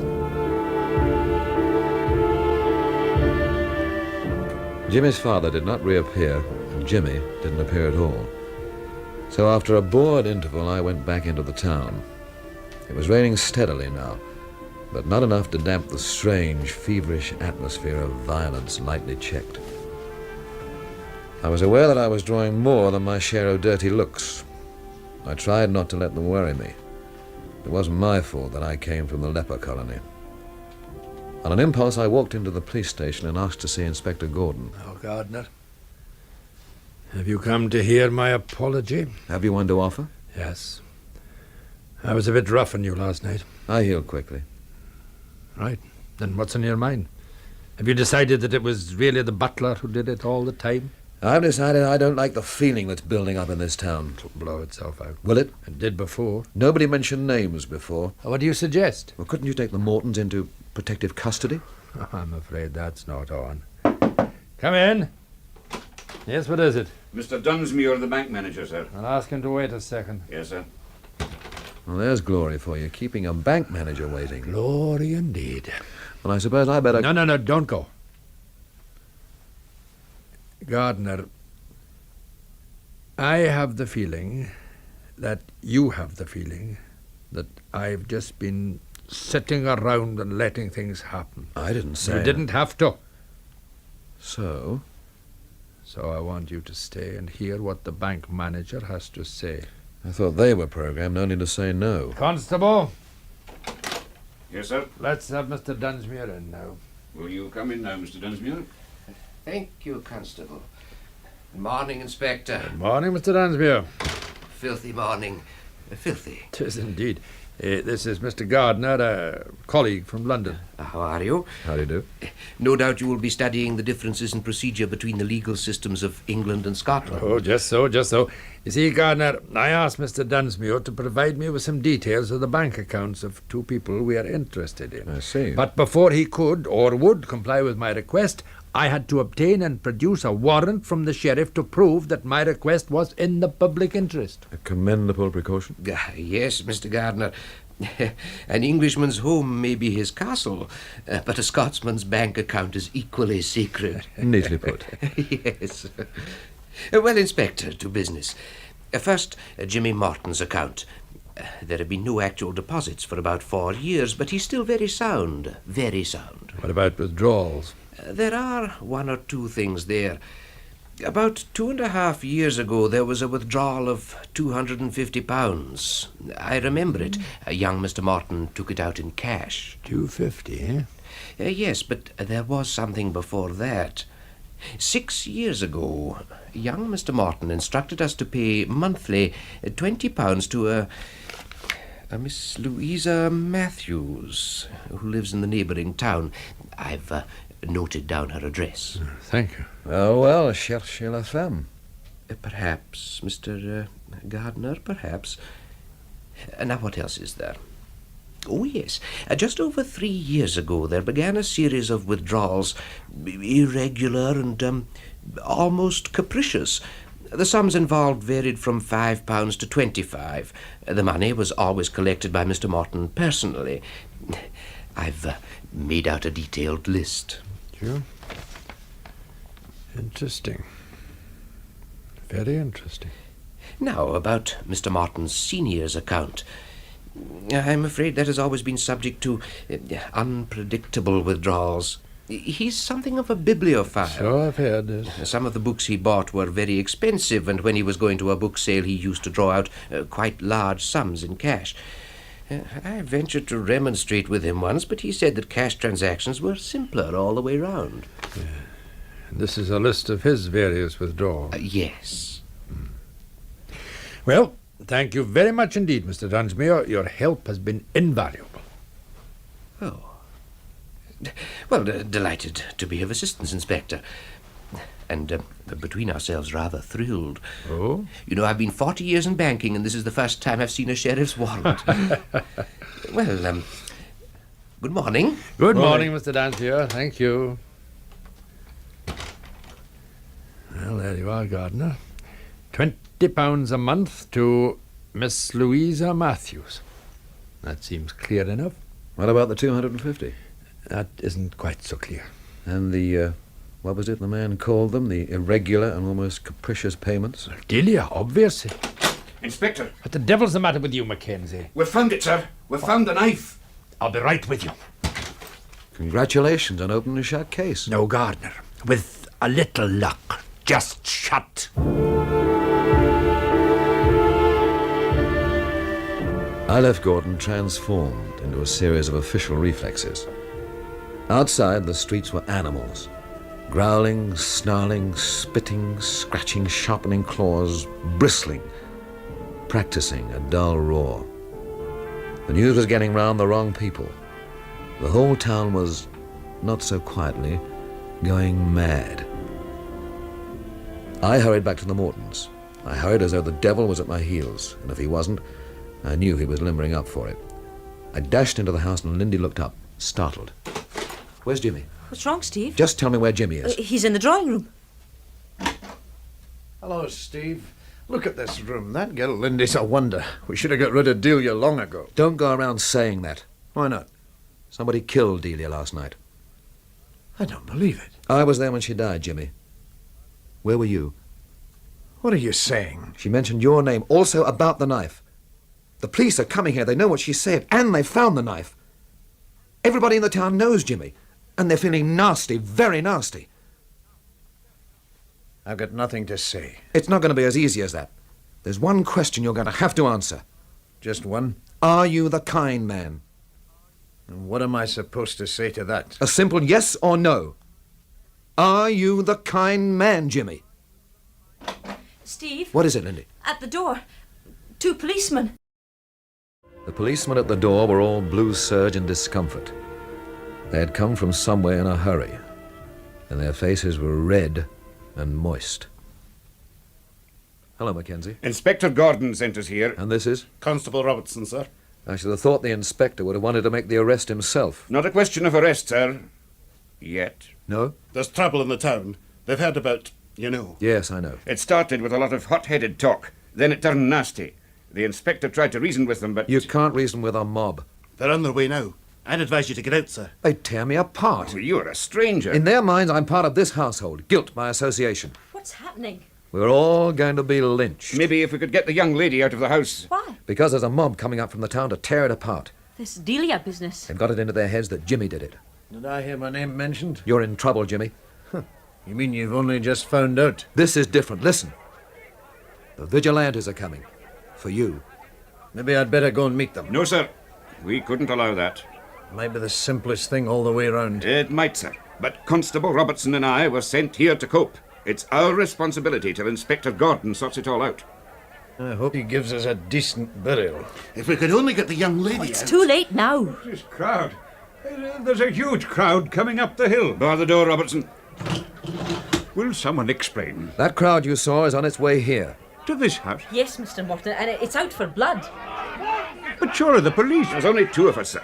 We've sent out a call for help to the towns around, but it might be some time before it arrives. Incredible. What have we done to them? They've decided that Jimmy is the kind man. Jimmy? But that's... Delia. Yes, of course, she's the cause of all this. Yes, she is. Yeah, I should have known she would be vindictive. When this nonsense is all over, I shall lodge a complaint about Delia with the police. We'll not have far to look for her. She's in our mortuary. Delia's dead. Last night, sir. Yes. Yes, of course. She had to die, hadn't she? Break down the windows! Stand back from the windows. Oh, they don't believe in ringing doorbells, do they? Go out and talk to them, Constable. They'd trample him to death as soon as he opened the door.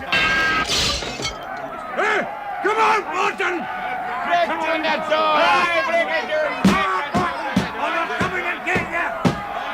It looks as if they're fixing up some sort of battering ram. The door won't take much of that. We'd better all get upstairs.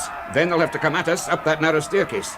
They'll get themselves jammed, and we might be able to stand them off till Inspector Gordon gets here. I wish I had your touching faith in Inspector Gordon. The man's talking sense all the same. I don't think so. They'd swamp us in no time. Look, we've no time to argue. There's always time to argue. With a mob? Even with a mob. We'd better get upstairs quick, sir. I'm going to talk to them. But, Jimmy, you... I'm going to talk to them. You must be out of your mind. So everybody keeps suggesting. You'd be torn to pieces, sir. That's a chance I have to take. Oh, no, you won't. You'll get upstairs if I have to knock you cold and carry you. Don't try it, Steve. No, Steve, don't. Where did you get that shotgun, Lindy? I remembered seeing it in a cupboard yesterday when I was cleaning. Put it down, miss. No, it's loaded, both barrels, and I know how to use it. But Jimmy's right, they've got to be faced. Well, what other chance do we have? Exactly. There they go with that battering ram. Look, it's only me they're after, and if this thing doesn't work, then it's only me they'll get. I don't want anything to happen to anyone else on my account. Inspector Gordon. To hell with Inspector Gordon. All right, Jimmy. Whatever you say. Fine.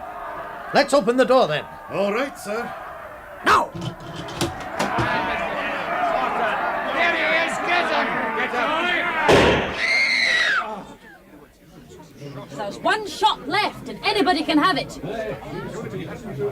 Right then, go ahead, Jimmy.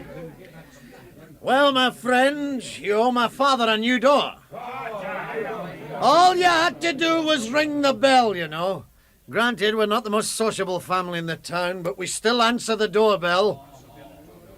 Well, you're all here, aren't you?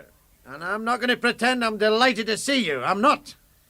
But in a repulsive kind of way, I'm glad you came. I think we have things to discuss. And since I don't appear to have a great deal of future, well, all that means is there's no time like the present. Will you get a present? Let the man speak. I think he's got them, sir. It could still go either way. I'd like to tell you a story. A piece of self-indulgence on my part. It's a long time since I was a stand-up comic, and maybe I've forgotten how to do it. Anyway, it doesn't matter. A lot of you here already know the story. It happened right here in this town.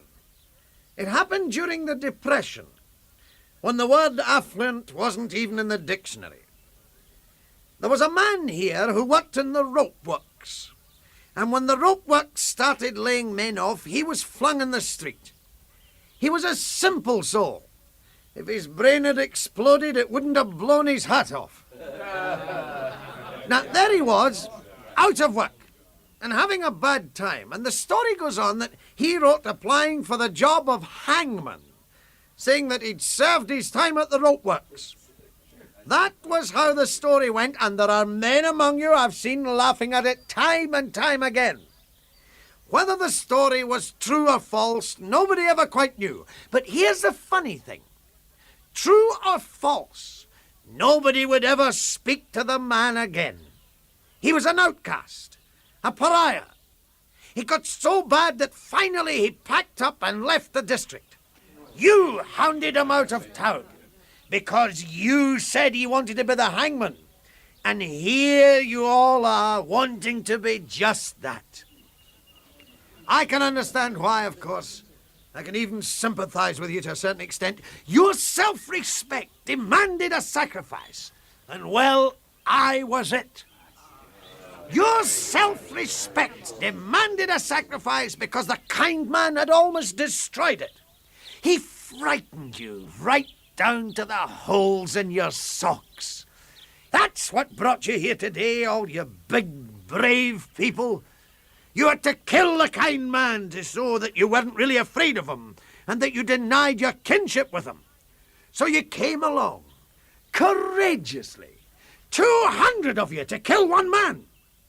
And the terrible thing is, you don't really care whether I'm the kind man or not. You literally couldn't care less. Someone has to pay for your shame. And if it's a substitute victim instead of the real one, so what? It's the killing that really counts. That's that, then. Now here's a bit of information about the kind man. I can't say who he is because I don't know. But I do know who he isn't. He isn't me. They tell me some people think he is. They tell me that even the police think so. They tell me I'm to be arrested. They tell me. I'm sick and tired of them telling me. So I'm going to do a bit of telling for a change, and I might as well start with you. I just want to tell you two things. Firstly, I'm innocent. Secondly, to hell with a lot of you. And now, if anyone would like to step forward to apologize, here I am. Here's Inspector Gordon at last. For heaven's sake, get Jimmy back inside. Right, sir. Mr. Morton, in all my years in the force, I've never seen anything like that. It was just magnificent. Thank you. It was wild, real wild, wasn't it, Steve? Yeah. What happens now, Mackenzie? Well, sir, Inspector Gordon's here. It's for him to say. I'll be in the drawing room. You go with him, Lindy. I want to have a word with the inspector. Okay. Let out down the house now. And make sure there aren't any stragglers. Well, Gardiner, I got here just in time. You didn't. I thought... Mackenzie will tell you about it later. Any casualties? None. You don't seem exactly friendly, Gardiner. Please, no, not another one that wants to be loved. Oh, you wrong me, Gardiner. Where is he? In there. Right, let's get it over with. Are you charging him here? I'm not charging him at all, yet. I'd like to talk to him before you take him away. Well... Oh, come on, Inspector. I'm not going to bake a cake with a file in it. I only want to talk to the guy. You've got 10 minutes.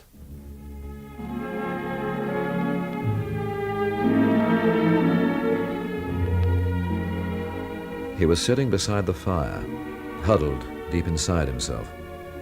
He looked ridiculously young and lost and attractive. Lindy sat opposite watching him, and the way she was watching him I did not like. You all right, Jimmy? I'm freezing. That's pure reaction. I'm suddenly frightened. Reaction again, you should recognize it from your Korean days. Yes, Steve, I know. It's time to go. The inspector's given me a few minutes. What for? I didn't confide in him. That's not quite an answer, is it? No. The answer is, I wanted to know if you're still going through with this. Yes. It's a nonsense, of course, you know that. I don't want to discuss it, Steve. I can't say I blame you. What's that supposed to mean? It means, Jimmy, that you're a crashing bore.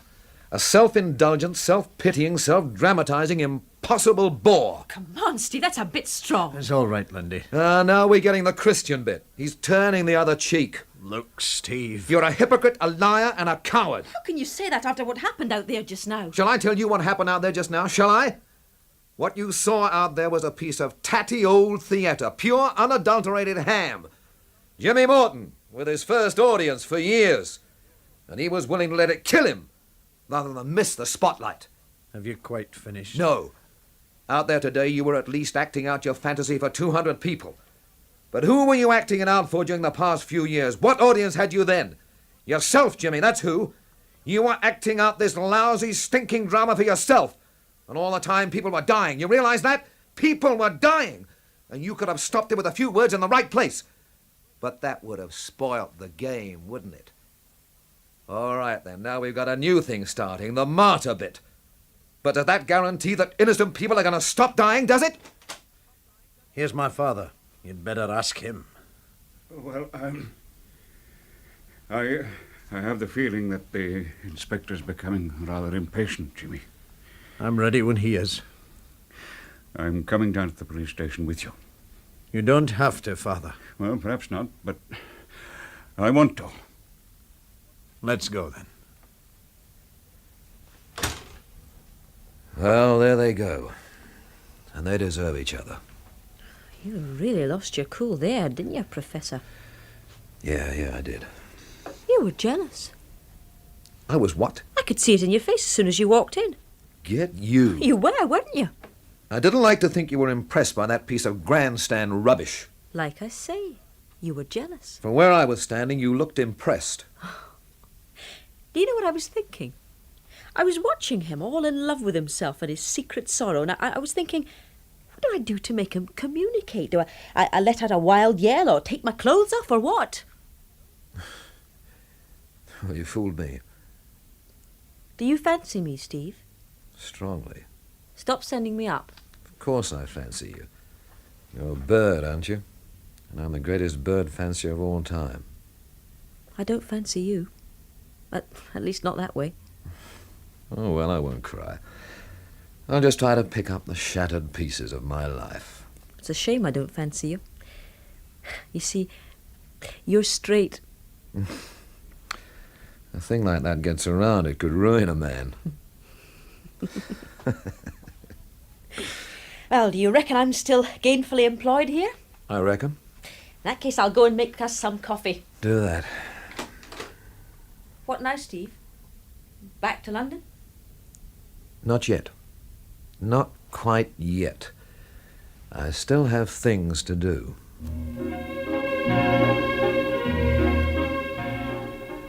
So, in the fullness of time, I went down into the town, now more than ever quiet and ashamed, hung over with the morning's near violence, and I took a bus into the next village. The village stood high on a hill, dozing across the sea. You could have counted the houses on the fingers of one hand. One of them was disguised as an antique shop. The oldest thing it had was a curling notice. Please prevent dogs from annoying cat when sleeping in the window.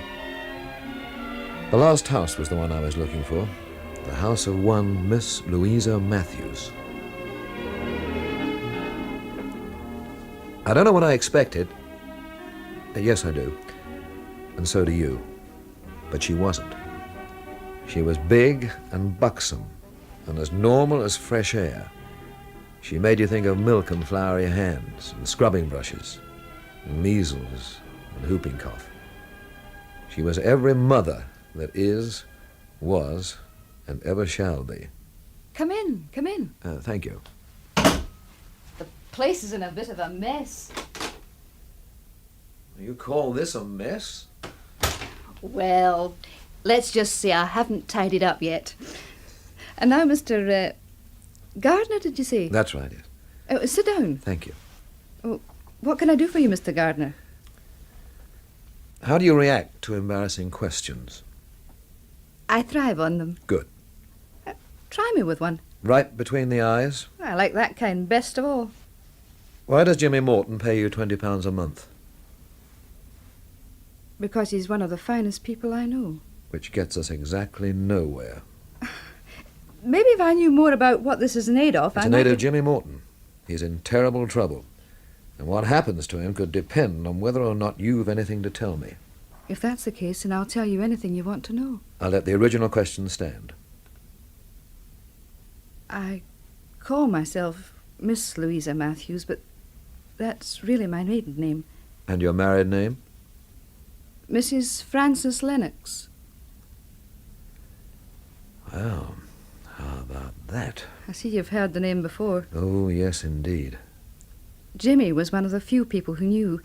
You see, Francis kept me a secret. He was a bit sensitive about me being 10 years older than he was. Then he went out and got himself killed. Yes. I think somehow I expected that. It was as though something like that had to happen to Francis. He had a kind of doom on him right from the day he was born. And I think he knew it. He was a very unhappy person. A genius, they say. Oh, that's just a silly word people throw about. I should think you gave him something nobody else ever did. What would that be? Peace.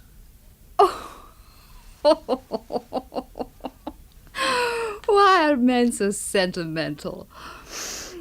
Well, anyway, that's beside the point. After Francis passed on, I was left very badly placed. And this is where Jimmy comes into the picture. Right. He found this little house for me, and he pays me £20 a month. I don't object, but I'm not a parasite. I take the money because... Because? It sounds daft, but in some peculiar way I feel I'm doing Jimmy a favour. Yes, maybe you are. Tell me, did Jimmy ever pay you a lump sum of £250? No, never. Thank you for being so patient. Not at all. If it would help Jimmy, I'd answer questions all day long.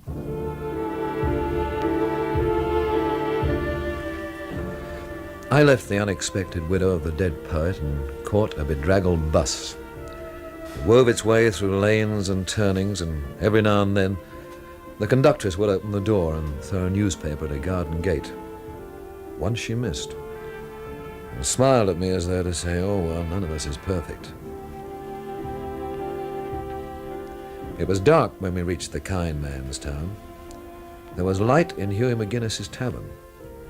There was Romilly Foster, too. He was sprawling piratically against the glistening, swabbed counter, and as he might have put it, blackbearding the captives of his cutlass wit and Captain Kidding the Greytown stolid merchantman. Gardiner, my metropolitan friend, come and astonish me with an intelligible sentence. What would you like to drink? A tankard of ale. Scotch for me, Hughie, a large one, please. Very good, Mr. Gardiner. And let us, you and I, Gardiner, settle ourselves in reposeful attitudes for a short, sharp session. I'm sorry, I can't wait long. Ah, the 20th century motto. You are all doomed hunters pursuing the frightful coronary. One large whiskey.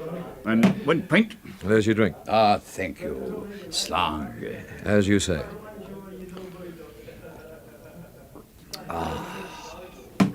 You saw that mob today? I did. It gathering its snorting, snouting way past me as I stared down from my window in a torpor of fascinated revulsion.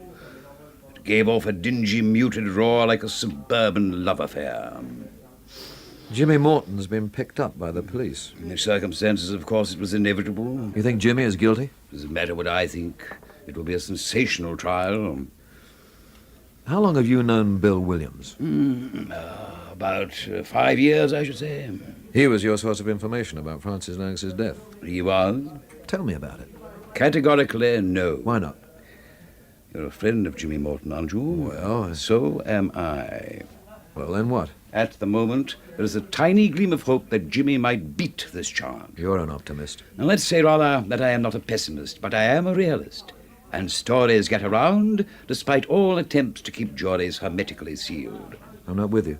If the story of how Francis Lennox died gets around, then Jimmy Morton has had it. There's a flaw there somewhere. You think so? Yes, a flaw named Bill Williams. I wouldn't believe anything that character said. You may be right, but that's hardly the point. What do you mean? I mean that the truth or otherwise of the story is incidental. True or false, it can only do harm. So it's better that it should not be divulged. I don't agree with you. Feel free to differ. Where do I find Williams? In Key Street, number 47, beneath the icicle wing of one Mrs. Kehoe, whose smile has been known to turn blue litmus paper red. You could have said that Williams, in his grim, trim, spotless, stand-beside-your-beds kind of room, was glad to see me. What do you want? A couple of words with you. Imshi, blow before I kick you down the stairs. You might even be able to do it. I could. It'd be a waste. I'd only come back with the police. We've nothing to talk about. Oh, yes, we have. For instance, there's the £250 you got from Jimmy Morton. It was a loan. For what? I was thinking of emigrating. I was a bit short, so I went to see Jimmy. He was an old oppo of mine. £250 worth? He was well heeled. I did him many a favour when he was in the ranks. What did you have that was worth £250? Was it something to do with Francis Lennox? Was it? Bundle of papers. I found them in Lennox's kit. Let's say you robbed the dead. Say what you like. What kind of papers? Poems and things like that. Did you read them? I did. Rubbish about candles of darkness and stuff. And Jimmy gave you £250 for them? Well, they were original manuscripts, weren't they? You'll have to do better than that, Williams. You're right. I can do better than that. I can get away with it, you see. People like Jimmy always get away with it. What did you sell him? A piece of paper with 4 signatures. It belonged to Lennox? No. But it concerned him. In what way? The 4 people that signed it executed him. Executed? Yeah. And in this paper they admitted it and explained why. Go on. Well, we were in the prison camp, see, and 3 of the boys tried to escape. They were caught. Next day, we were lined up and forced to watch what happened to them. We found out later that Lennox had tipped the guards off about the escape. And you'll never guess why. Why? To get a very special privilege. Paper for a poem he was working on. You have to be joking. Oh, sure. 3 dead men. Big joke. What happened then? Well, things started to go our way. The enemy started pulling out. And they just went off and left us. Like so much litter. Which we were. We all split up and wandered around. Lost. Starving. The party I was with consisted of 7 blokes. Including Jimmy? Including Jimmy. Anyway, we flapped around for nearly a week. And one day we came across another escaped prisoner. He was just lying there. He broke his ankle. Francis Lennox? Yeah. So? One of the blokes with us was a little taffy named Reese. His brother had been one of the ones... Well, we discussed what to do with Lennox. 3 of us were for leaving him. You know, solving it that way. And Jimmy was one of the 3? No. I don't believe you. 250 quid, remember? Well, that was it. We were outvoted 4-3, and Lennox had it. So the other 4 drew lots to see who'd carry out the sentence. It was Jimmy. Jimmy killed Francis Lennox? Lennox was lying there with his broken ankle. He looked up and smiled. Well, Jimmy said. Jimmy said nothing, no expression. Cool as you like. Just shot Lennox through the head. And they drew up this statement and all signed it. Right. Man, oh man. Oh, he's a weird character, is Jimmy. A very weird character indeed.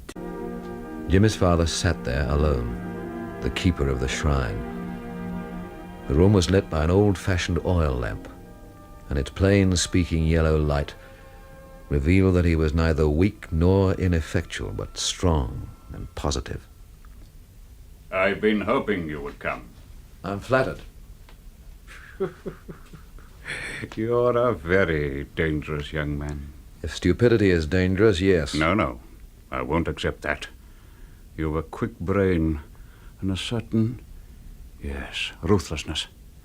And most dangerous of all, you don't look dangerous. Do you guess my weight as well? I was allowed to see Jimmy tonight. You did a good job there. I'm not at all sure I understand that. But Did you hear anything just now? Should I have done? No. And now you say it's been like that all day, and we laugh inordinately. I beg your pardon? It's nothing, an old joke.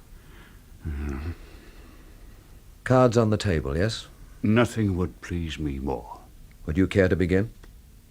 Very well. I have a feeling that you have decided that I am the kind man. Put it this way. I think you are more likely to be than Jimmy. It wasn't my name Delia whispered as she died. I think we might even get round that.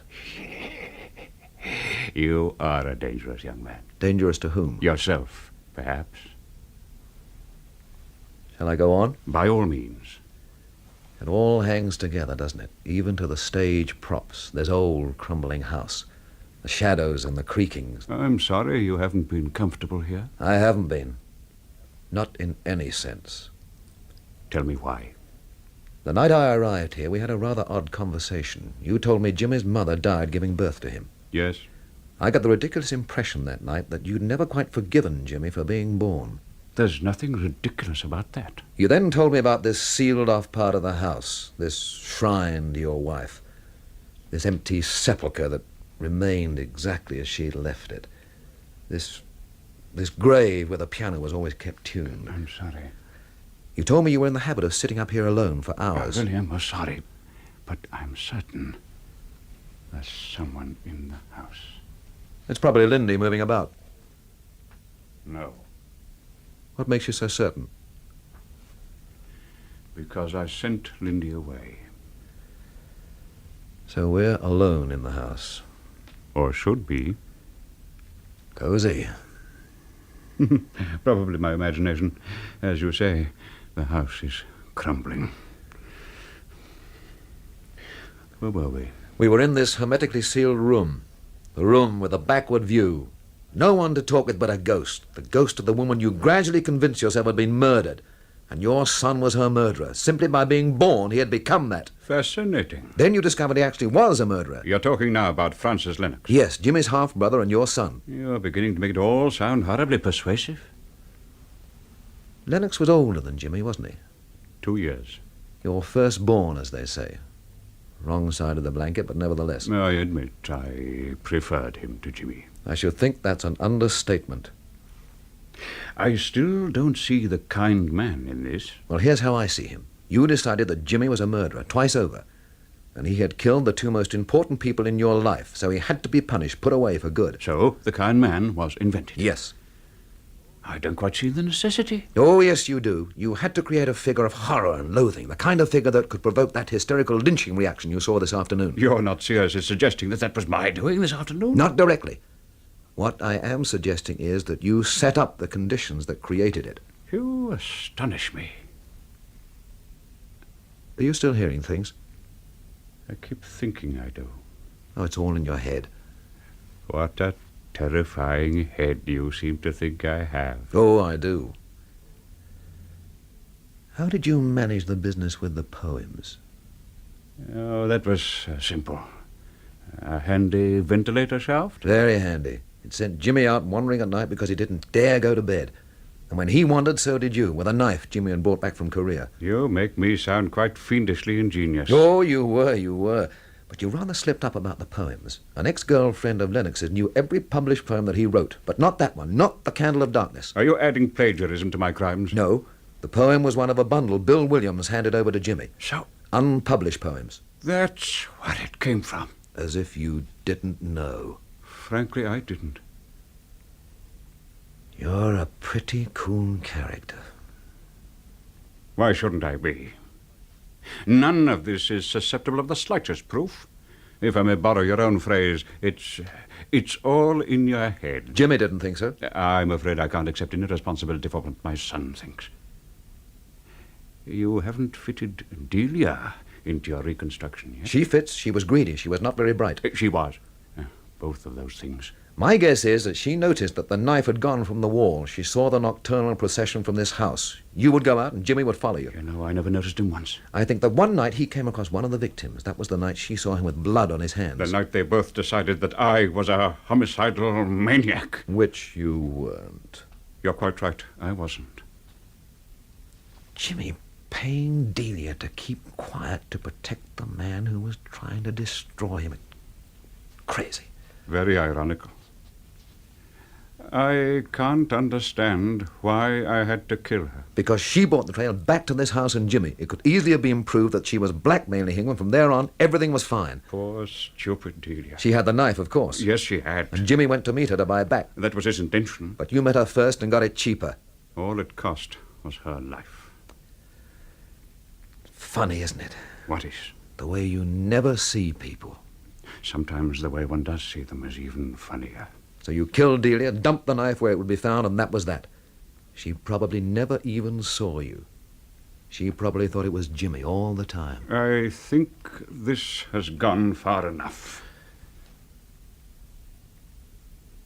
All right, so you've got a gun. Guns don't frighten you? They frighten me. Gardiner, I want you to listen. I'm listening. You still can't hear anything. We've been through this routine before. I have the most extraordinarily acute hearing, and I tell you, someone came into this house very shortly after you did. Let's hope it's the police. It isn't. You know who it is? Yes. It's the kind man. What did you say? I'm afraid I misled you the other day. I am not Francis Lennox's father. He is the man who's on his way upstairs now. But I want you to stand over there, behind the curtains. I don't... Please, he's almost here. All right, then. You're quite a clever young man. You got everything almost right, except for one minor detail. You got the wrong murderer. I am a clever young man. Hurry, please, he's almost here.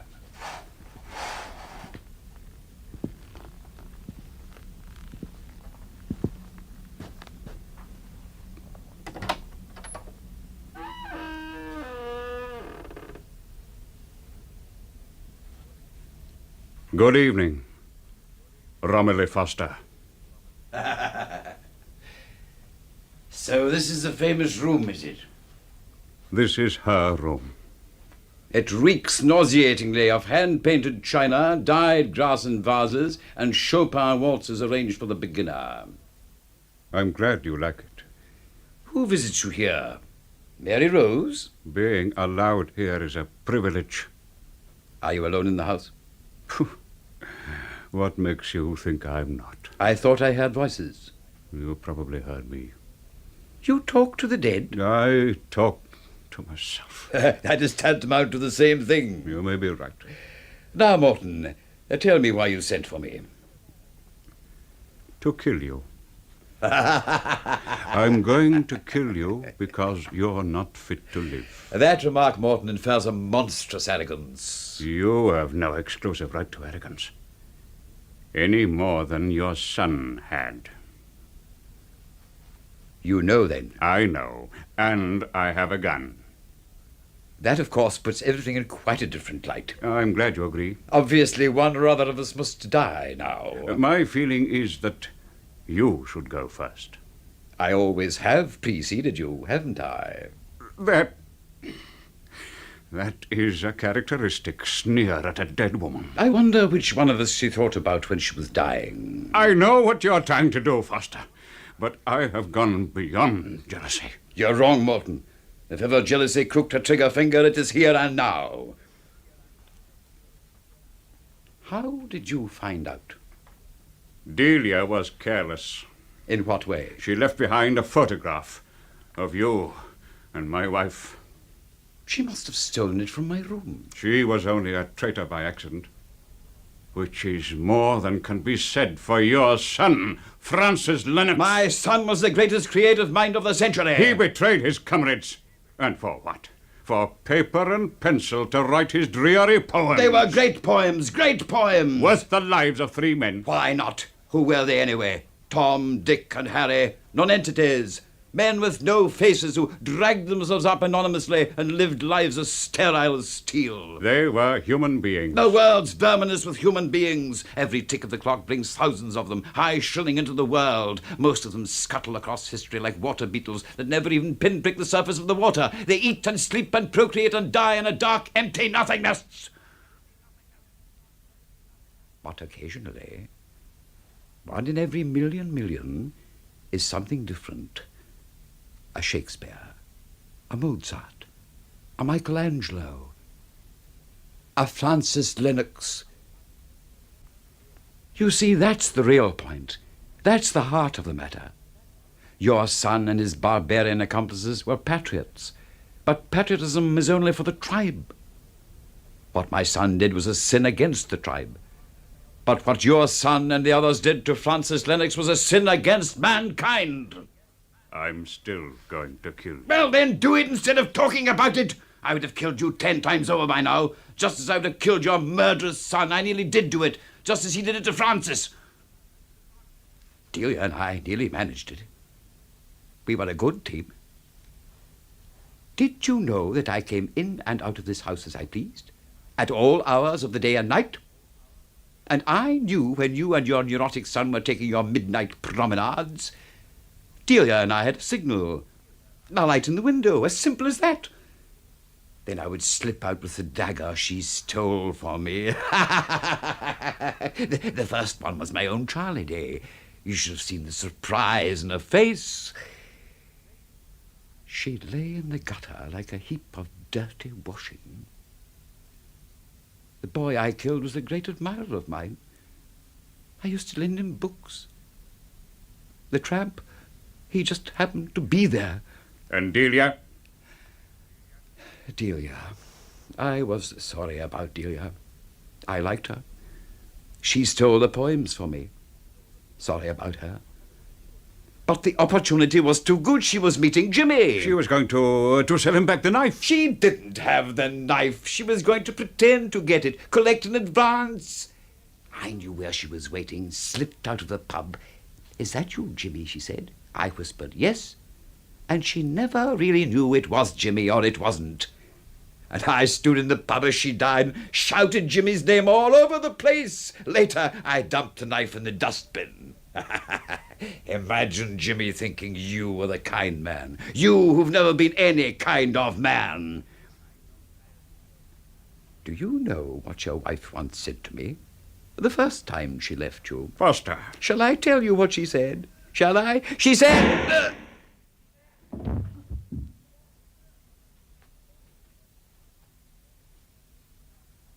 You can come out now, Gardiner.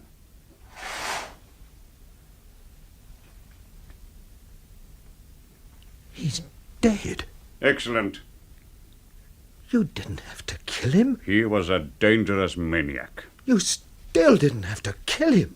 He was attacking me. No, he wasn't. He was attacking me, and I defended myself. That's not the way I saw it. You were behind a curtain.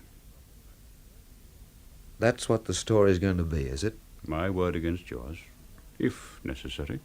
But, man, you shot him down. You just shot him down. He was mad. And what are you? I am quite coldly sane. Yes. Yes, I believe you are. And now the police, perhaps? Or shall I help you bury him in the garden? I don't like sick jokes, Gardiner. I'm not hooked on them myself. And tonight is the sickest joke I've come across in a long time. A man came here who had killed 4 people. He tried to attack me, and I was forced to defend myself. And you just happened to have a gun. Which I have had in the same place for years. And the rest of the story? It can all go in. As long as it ends up with him attacking and you defending. Yes. Big swinging lie. No, Gardiner. The simplest thing. All the way round. So I went to the police station and gave them the revised version, and they took off. Like something in an old movie. Come back in the morning, they said. You're tired or something. And there's a body to collect, so come back in the morning and tell us all about it. You should live so long. So I decided to stay in some local hotel, which gave me a choice of one. And being without luggage, I paid cash in advance and started getting quietly sloshed. And there were voices sounding in my head. Like Joan of Arc, I was hearing voices. What can you know of the clay and the candle of darkness and the worm's molecular kiss?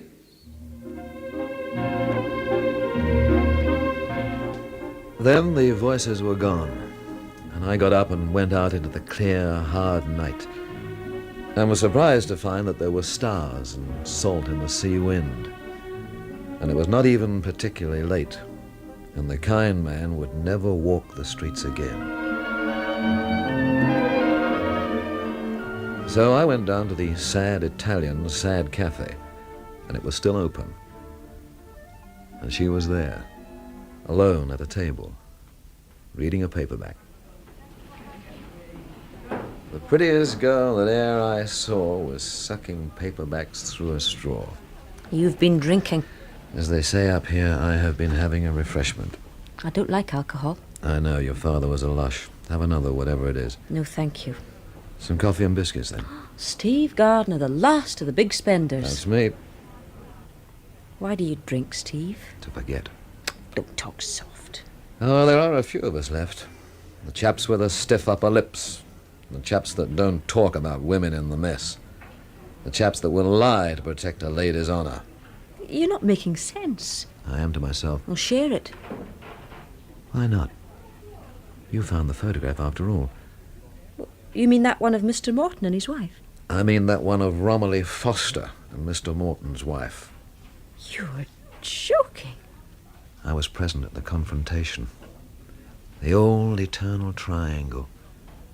Jealousy and bitterness. You name it, they had it. Mr. Morton lied to us. Half lied. Jimmy Morton and Francis Lennox were brothers, all right, but different fathers. You dig? That's what you meant about protecting a lady's honor. That was why he lied. That's why. It doesn't sound like it's state protected. Oh, it didn't. I've got to get out of this rotten little town. What's this? Come to London with me, Lindy. Oh, now wait a minute. I'm serious. You want to come to London, don't you? Well, I reckon that one day I would have to. We can leave tomorrow. I'd have to know what I'm letting myself in for. No strings. You don't fancy me, remember? I remember. I was wondering if you did. You'll come then? Yes.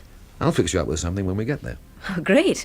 Why the big rush? Because I want to get away from this evil place. And I don't want anybody I like staying behind. Evil? That's a bit strong, isn't it? Dreary, yes, but evil. I saw a cold-blooded murder tonight. Steve. Straight up. What's the thing to do when you've seen a cold-blooded murder? Go to the police. You're absolutely right. Absolutely right. I'll pick you up in the morning, here, about 10.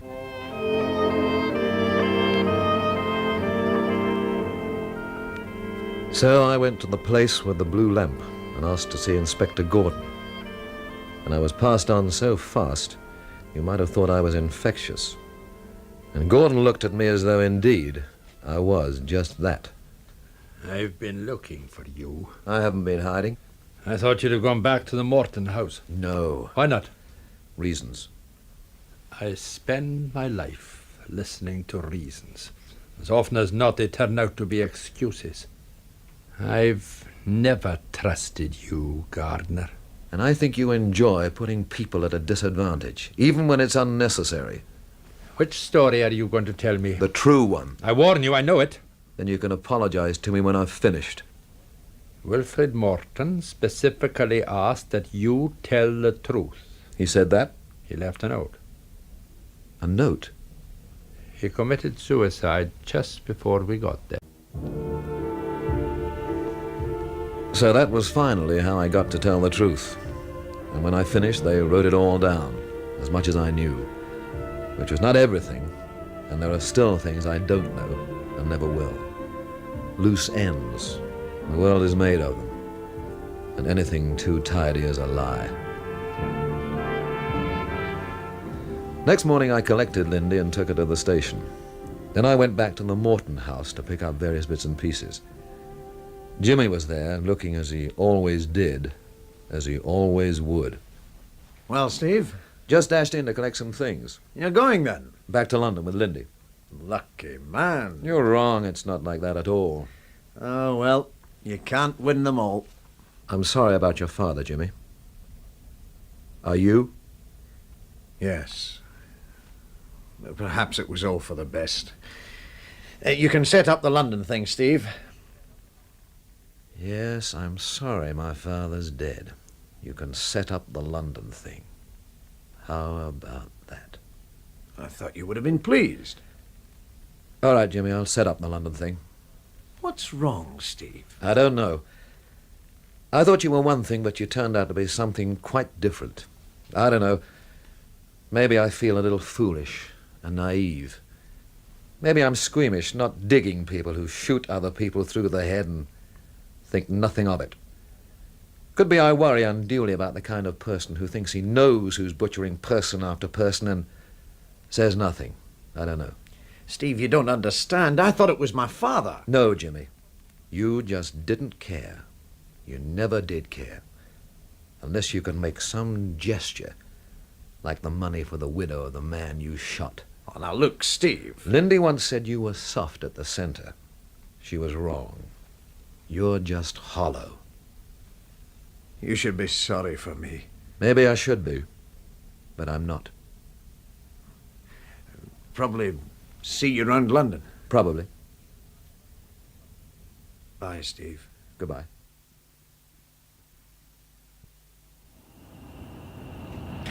Come on, you'll miss the train. Porter, take the bags. How can I never order porters around like that? Here you are, madam.